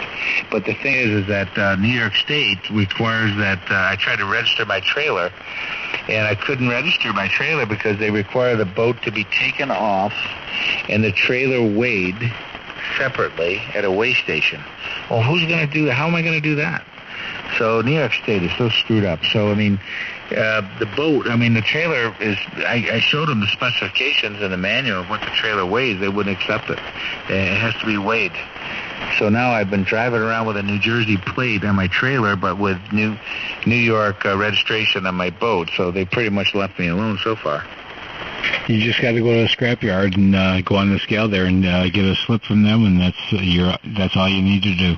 Yeah, put the boat in the water, take the trailer over to a scale, a cat scale at a truck stop or wherever, and use that slip.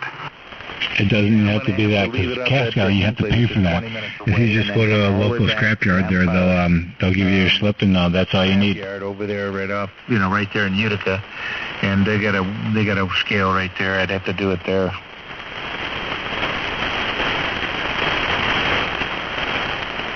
New York State was going to charge me. I bought a brand new Ram 2018, and I registered it as a regular, vehicle, non-commercial vehicle, right? But then I buy the 2016 Ram, same exact vehicle. In fact, it was a V8 versus a V6. And then they said that there was in the system as being 7,600 pounds, which makes it a commercial vehicle. I said, there's no way it's 7,600 pounds. So now I went and I got that weighed, and it actually weighed 5,600 pounds. So I didn't have to get it, you know how much money I saved just by, over the next, 2 years, just by getting it weighed myself and taking that in and getting it registered, with the certification. I mean, that's like 2,000 pounds, really? Oh, indeed.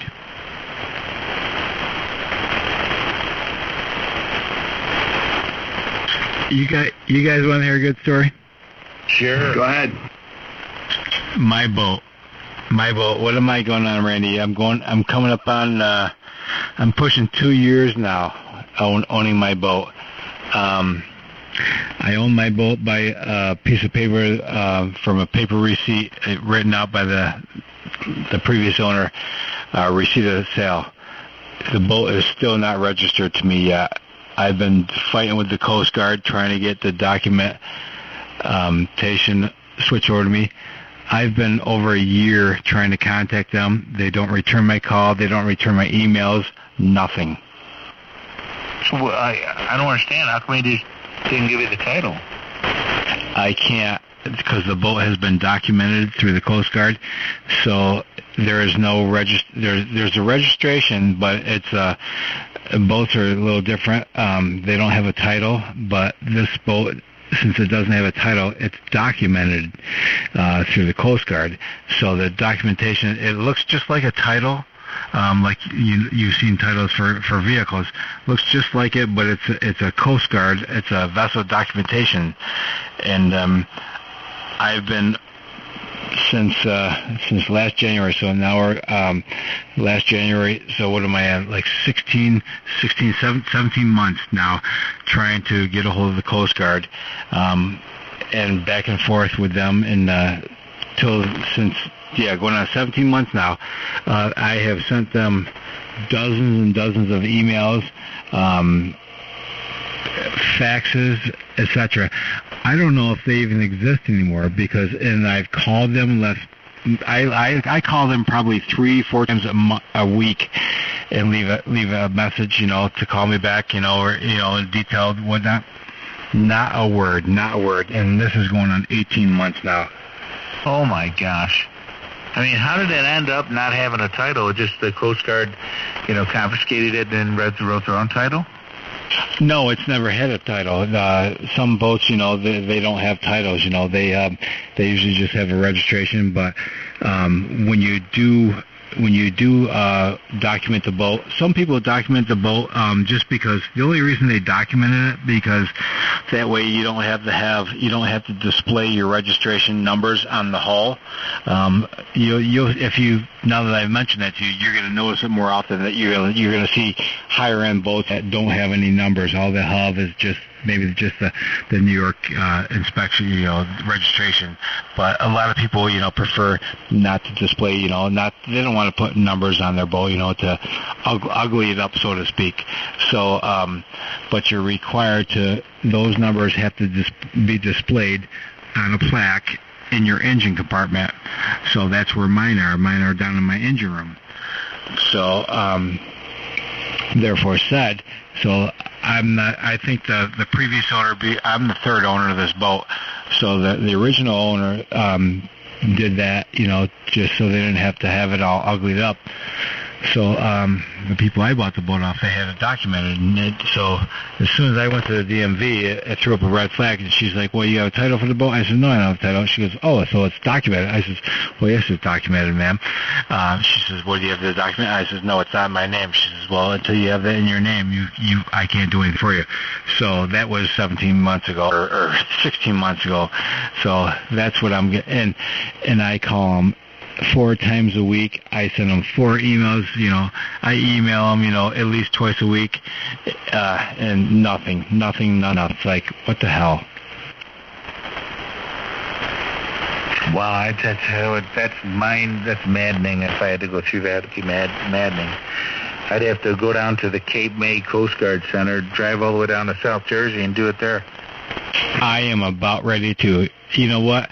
If the people that I bought the boat off, if they weren't such, great people, because I had to have them re-register the boat because the boat ran out last year, so I had to call them, and they know, what they're feeling my pain. They know what I'm going through. So she, I gave her the $100. I says, here's $100. Just re-register the boat, because it's still in her name. So I says, here's $100. Just register. It's good for another 3 years. So I'm good to like 20 or 21 or whatever. But so it's like because where my marina is, I'm coming in and out, and my marina is right next to the sheriff. So it's like every time I go out with my boat, I'm apt to see the sheriff. So they were nice enough people to do that for me. So she registered, but it's like eventually I would like to have the boat in my own name, but it's like this is getting ridiculous, and it's getting very old, very old. Well, they could, couldn't they convert the boat over? So say they still own the boat, they should be able to convert something over at the DMV to a title, and then once they get that done, then they just sign a title over to you. Nope, that's just it. There is no title. It's just a vested document through the Coast Guard, and they have The whole scenario started out with it was the Coast Guard was looking for making sure that there was no lien holders on the boat, which there was not. There were prior, but once the boat, I bought the boat from them, and they went to the bank. We went to the Bank of America, and they paid off the boat, and they got a satisfaction of mortgage release. So we sent that to the Coast Guard. Well, that was not suffice enough for them. So they says, we have our own form that we have to have the Bank of America sign. So sent that to them, to the Bank of America. The Bank of America says, no, we're not obligated to do this. We've been in business. We've never, used this form. This is the form we use, and this is the form they're going to need to use. So there's been a discrepancy for up to years, So finally, I got the form from the Coast Guard, and I sent it to the Bank of America, and they agreed to sign it. So it was the form that the Coast Guard really was looking for. So since then, I have sent that to them, and since that was 3 months ago, I faxed it to them, and I also emailed it to them, and I also mailed it to them. All three ways. I have not heard mum since. I think you need to get the president involved. Get the President Trump involved in this. Call him. I'm ready. Well, boys and girls, I got to get up early tomorrow and head out to Brandingham. You ever heard of Brandingham? Snowmobiling is great. Yeah, Brandingham Lake. I've got a good friend of mine there. He's got my lighting system in, so he's doing a new dock. I got to disconnect all the lighting on his dock, and when he gets his new dock in, boathouse, not dock, boathouse. And when he gets his new boathouse in, put all the new lighting back in again. So I'm going to get to bed. I'm pretty tired. So say 73s to you and Randy, if Randy's still in there. Whoever else listening, Tom, Mike, and everyone else. 73s, guys, W2MUR. Yep. Okay, Mike, 73, have a good night, and I'm going to check out too. So, Gary, you guys have a good night, and we'll see you all later. KB2ZVP. All right, Mike, Randy, 73s, you guys. And 2 Echo Whiskey Mike on the 40.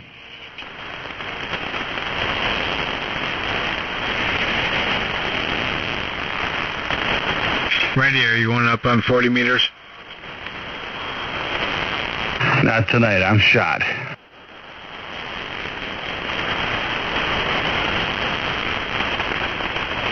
All right, mister. And 2 Echo Whiskey Mike, QSY. Maureen wants to know when you're going to get the alcoholic out. Looks like we're going to go Saturday. I think we're going to go Saturday afternoon to, I got a few things I got to do before it goes in the water. We're looking to do that, and probably the following weekend. I guess the following weekend is Memorial Weekend already. It's Christ Almighty. I think, is that, do I stand corrected? It's right. You're right. Yeah. We're gonna put our canoe in the water that weekend. All right, yep, that's, I guess that's what we're planning on, weather pending. The lock's open this week, so we're good to go, but obviously the boat's not in the water yet, and but so we're shooting for next weekend coming across the lake, but weather pending, because if it's cold, I'm in no hurry, we've got so much going on, and the month of June is shot right in the ass, so, but yep, that's the story, and we're sticking to it, mister. Well, yeah, the weekends, or the nice weather will be coming soon, and you'll be able to get the boat out. We're still only, halfway through May, so, another weekend or two can make a big difference. So, anyway, we'll see you later. I'm going to get out of here. Good night, Gary, and we'll see you tomorrow, KB2ZVP. All right, good night, Randy, and 2 Echo Whiskey Mike. Good night, Maureen. Anybody else want to check in before we pull the plug?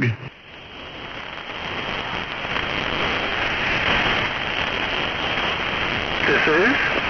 Go ahead. KC2 ICD East Worcester. That's your old stomping grounds. You said KB2ICD? Negative. Kilo Charlie 2, India Charlie Delta. You said ICA or ICD? ICD. Yeah, you're pretty light here. What are you running? I'm only running 10 watts. What's that again? I'm only running 10 watts. Now, 10 watts is not going to make it. You got to run a lot more than that. Well, that's all this radio has. It's a little 703. Gary, he has a 10-watt radio. Well, he must have heard us talking on 1 watt, so he figured he'd join the group. I guess I was tuning through and heard you talking, and then you were signing off, and I figure I'd give it a shot and see if I could make it in. Well, you did. Amen. Hands off. You did make it in with your 10 watts. But, yeah, you're very, very, very, very, very low. All right, gentlemen, I won't keep you, and thank you for letting me join in for a second. This is KC2 ICD 73. Okay, Steve, 73. Well, you're making it. I mean, 10 watts is just not enough power to get in here at 160. You know, we're out. By the way, we're out running legal limit power, so you're hearing us way better than we're hearing you.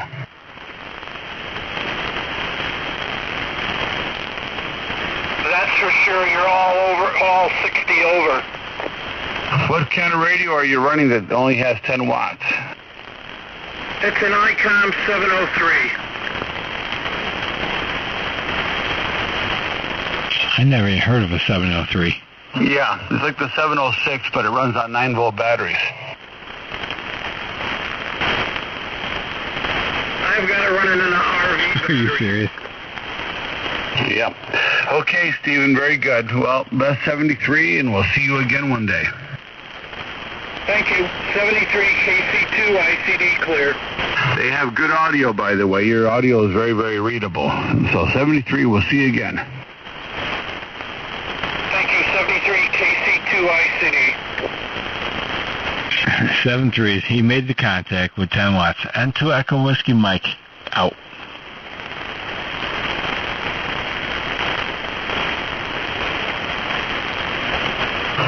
Yep, KB2ZVP. I'll be out of here, too. All right, good night, tomorrow. Good night, Gary.